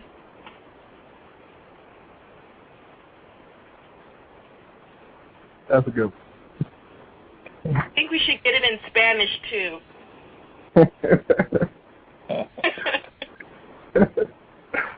Make all white people aware. Bring in the Spanish interpreter at the Racism White Supremacy Conference. I'm sorry, White Privilege Conference. If he has Gus at the conference, I might have to show up to the conference because I think that could be very constructive. And I think that this will enhance this show and actually awaken a lot more people because I think this can be very, very, very constructive. I agree.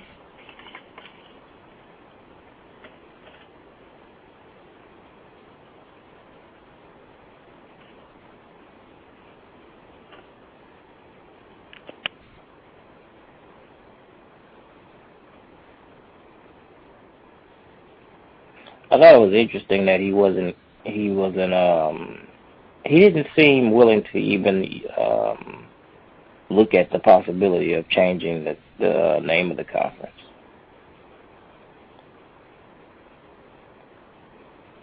Do you think that was in deference to white people, to their level of comfort? That's possible. That's certainly possible because I've battled with that term, privilege, also because, I mean, life is a privilege. If you just have life, I mean, that's a privilege. So, I mean, we're all, this whole notion of privilege just, can go anywhere at that point. And so if being white means you have more privileges, I mean. Well, don't you think that by him having Dr. Francis Quest Welsing and Gus doing, I think in the future, we probably, I mean, if it enhanced the conference to a certain degree, you probably have more input, but I mean, he is the one that created it, so until you put a dent into something, you really can't dictate anything if someone else created it. So I can see his perspective on it, but I can also see how that's misleading to a lot of people. But if he's having people like Gus and Dr. Mrs. Welsing there, then only time will tell. So I think that's. I bring it up, sir, because even when Dr. Moore speaks, he doesn't use that term a lot. The term he uses a lot in the two broadcasts I've heard is racist and white supremacist. Not white privilege. Yep. He's still given an opportunity. That's the thing. I mean, there's always an opportunity. If he was actually saying all this information and not saying basically, well, take it or leave it, and you're not coming to my conference. If you do, you could be a guest and watch. But he's asked people to participate. That leaves the door open to grow, to evolve, and that's what I hear. I mean, yes, we still should be critical, and I understand that, but that's what I hear.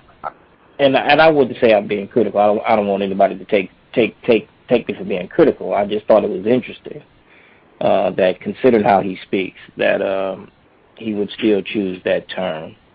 And then, like I said, the other thing is, well, life to me is a privilege. If you have life, that is a privilege. So if you are white and you have privilege, then what does that mean if you are non-white? That's one thing. I would be okay not grappling about the name, even though I have voiced my opinions with him about why I don't think it's most accurate, and I think it borders on not just being non-constructive. In my view, it borders on being destructive because it has a big impact on how people think and speak about racism, white supremacy. But I would be willing to, I could easily deal with that if we have a workshop at the White Privilege Conference that is how the White Privilege Conference reinforces the system of white supremacy. And then you just add that to the list of, this is another way it supports the maintenance of white supremacy using the term privilege, and you just break down all the implications of that and why that is not the most accurate term, and in my view borders on not just being non-constructive, it borders on being destructive. Good point. Yeah, I would accept that.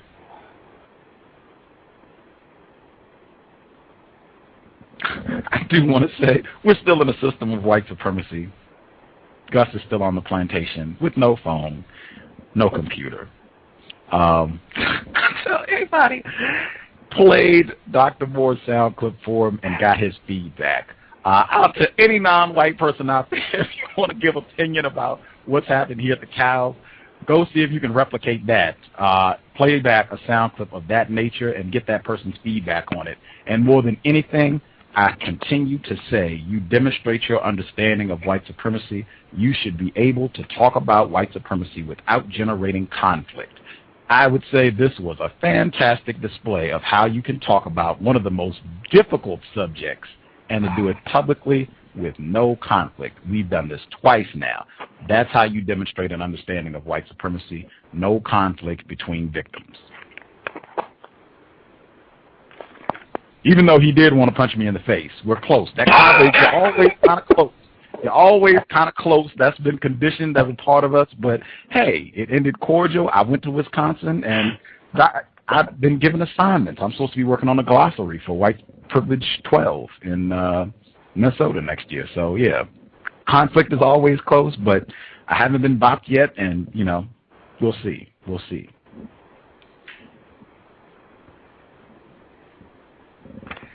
Now, is Dr. Moore familiar with Dr. Baruti and his work? I highly doubt it.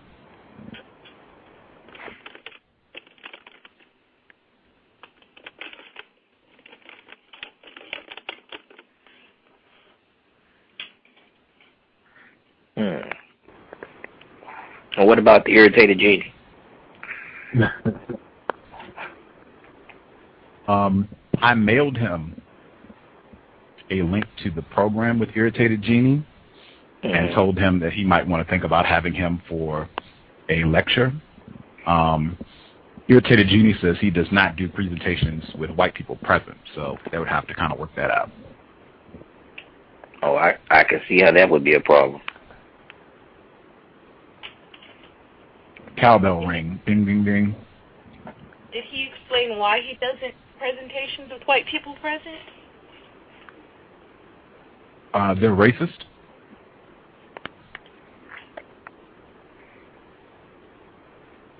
And if I can remember correctly, he did declare that he was at war with them as well, didn't he? Yes, he did. You can ask, though. He'll be here Memorial Day weekend, trip number 2, so you can call in and ask him why he doesn't do presentations for white people or have white people in the audience. Cops should be throwing down Memorial Day weekend. I think right now, Irritated Genie is scheduled to be here. Tim Wise is scheduled to be here. Gwen Ragsdale and her husband, Jay Justin, are both scheduled to be here. Martin Kevorkian scheduled to be here. Very bloated Memorial Day weekend already, so tune in and catch all of them.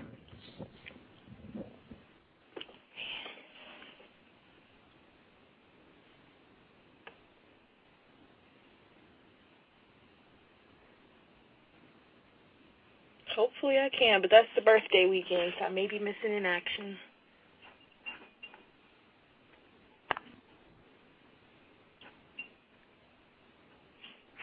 Either way, I got to give Dr. Moore big kudos because he took a lot of personal questions, and he didn't run from them.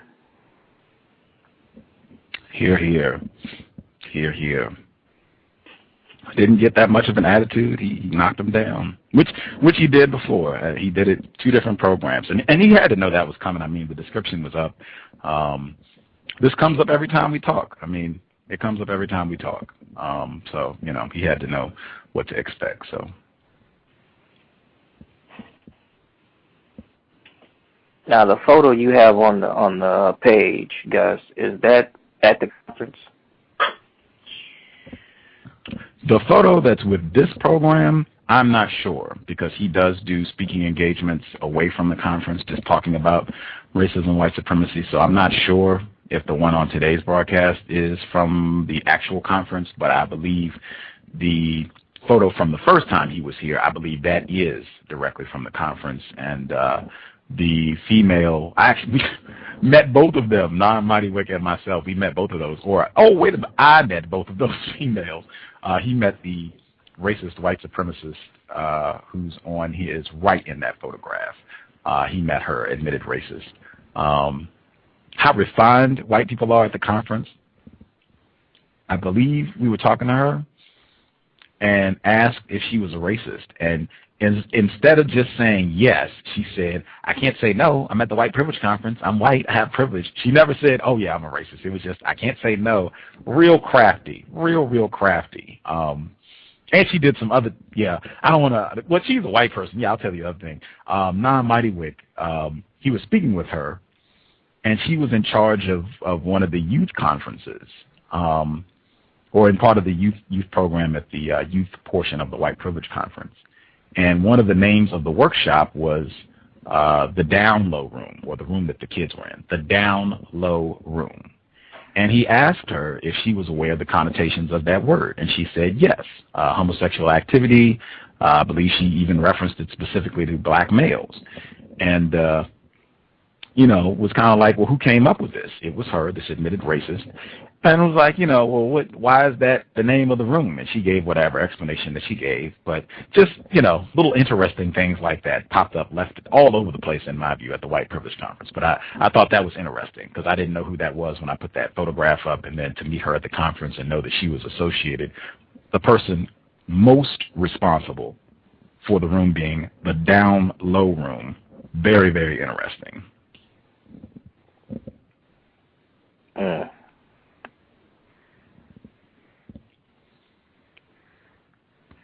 You could add that to the workshop, too, how white supremacy is being practiced here at the White Privilege Conference. You could add that to the workshop.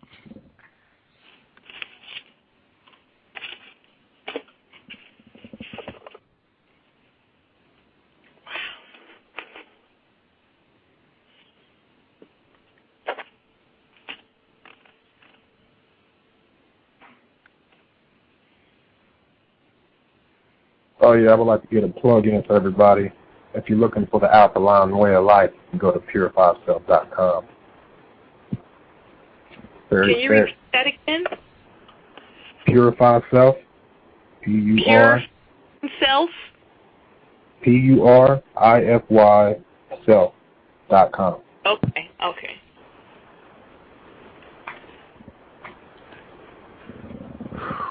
Ruby. Does anybody have anything else they wanted to bring up, chat about, discuss?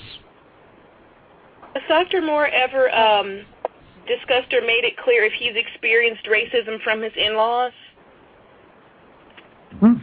I have never heard him or he did mention his in-laws. I believe one of them was present at the White Privilege Conference, his mother-in-law, I believe. He did mention them when he was speaking at the conference. He made mention of the fact that he had white in-laws and a white wife when he was given the opening speech at the conference. But I can't say I've ever heard him comment about any of his white family members being racist directly towards him.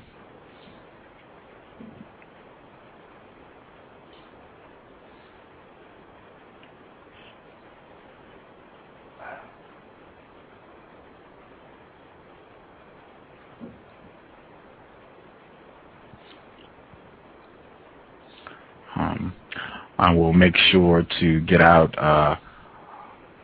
Cree has a program. She'll be broadcasting tomorrow at 2 p.m. Eastern, 1 p.m. Central, 11 a.m. Pacific. Counter-racist evolving engineer. She will be, whoops, I gave the wrong time. Apologize. Let me start that over. I was looking at the incorrect program. Okay. It is tomorrow. Dave was correct. It is tomorrow. It is tomorrow at 7 p.m. Eastern. 7 p.m. Eastern, 6 p.m. Central, 4 p.m. Pacific. She will have Abena Africa on the program. She has her own program right here, Blog Talk Radio. She always talks about racism, white supremacy. I'm sure folks have heard her broadcast. She'll be on Cree's program tomorrow, the correct time, 7 p.m. Eastern, 6 p.m. Central, 4 p.m. Pacific.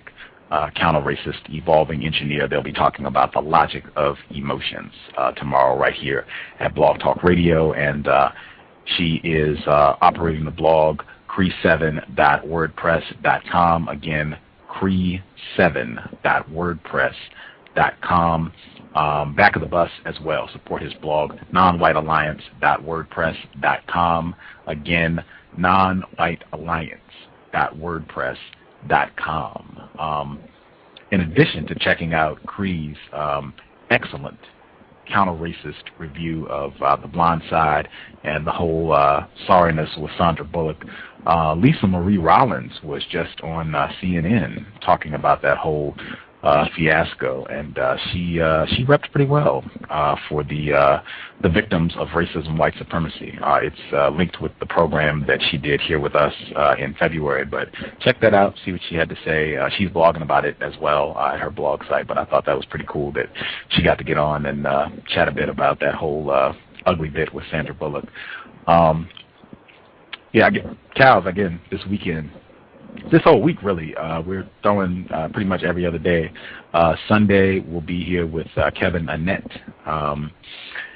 He has a documentary film, Unrepentant. It's about the abuse of so-called indigenous people, First People, Native Americans, non-white victims of white supremacy, how they have been abused and mistreated by white people. He'll be here on Sunday. Get the time for the broadcast. He'll be here Sunday at 5 p.m. Eastern, 4 p.m. Central, 2 p.m. Pacific. Kevin Annett, he did, again, the documentary film Unrepentant. 2 shows on Sunday. Kevin Annett is number 1. Dr. Joy Angela DeGroux. She will be number 2, author of Post-Traumatic Slave Syndrome. She was here in January. She'll be making her 2nd trip. Again, and that's from the White Privilege Conference. She was there, and I was able to talk to her. As Dr. Moore said, she was available, and we sat and chatted for a few minutes. And we talked about, as I said earlier, how non-white people really struggle. Woo, apropos, how non-white people struggle to comprehend and be honest with the fact that every white person is a racist white supremacist and what that means. And she talks about how that's a part of our pathology. And she's also going to be talking a little bit about some of the conflict that white supremacy generates between black females and black males. Real interesting. She walked right into some of the comments that listeners have left about this program, about how the language of emasculation always comes up in a lot of the conflict that black females and males have, and she's going to be addressing where that comes from. So that's also on Sunday, 9 p.m. Eastern, 8 p.m. Central, 6 p.m. Pacific. Dr. Joy Angela DeGroux, author of Post-Traumatic Slave Syndrome. Sophia Stewart, slated to be here next week. Quite a bit, every other day. Senator Kevin Parker from New York, also slated to be here next week. Full load for May here at the Cows. Justice, if you want to give out your email address so folks can contact you if they have something to say. justice.asap@yahoo.com. Again, justice.asap@yahoo.com. Right on. Context of White Supremacy. We'll be back Sunday. Did anybody have any other thoughts they wanted to share? Or I don't know where you all are. It's gorgeous here. If you are on the West Coast, it's still early. You can go out and frolic in the sunshine. Did anybody have anything else they wanted to say? I wanted to ask, will you be having anyone on the program in reference to what's going on in Arizona?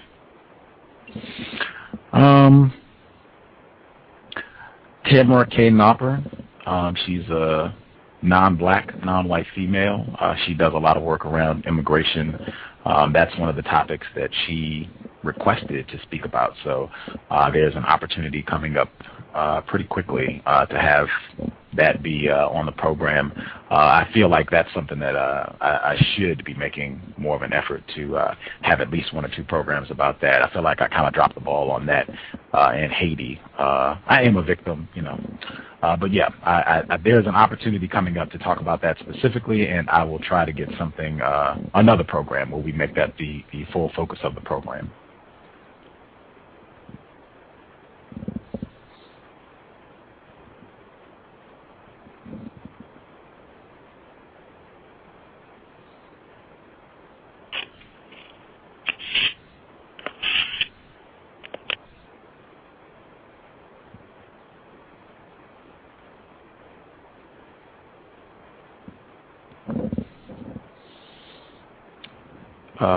Anything else? Anything else? Anything anyone wanted to share?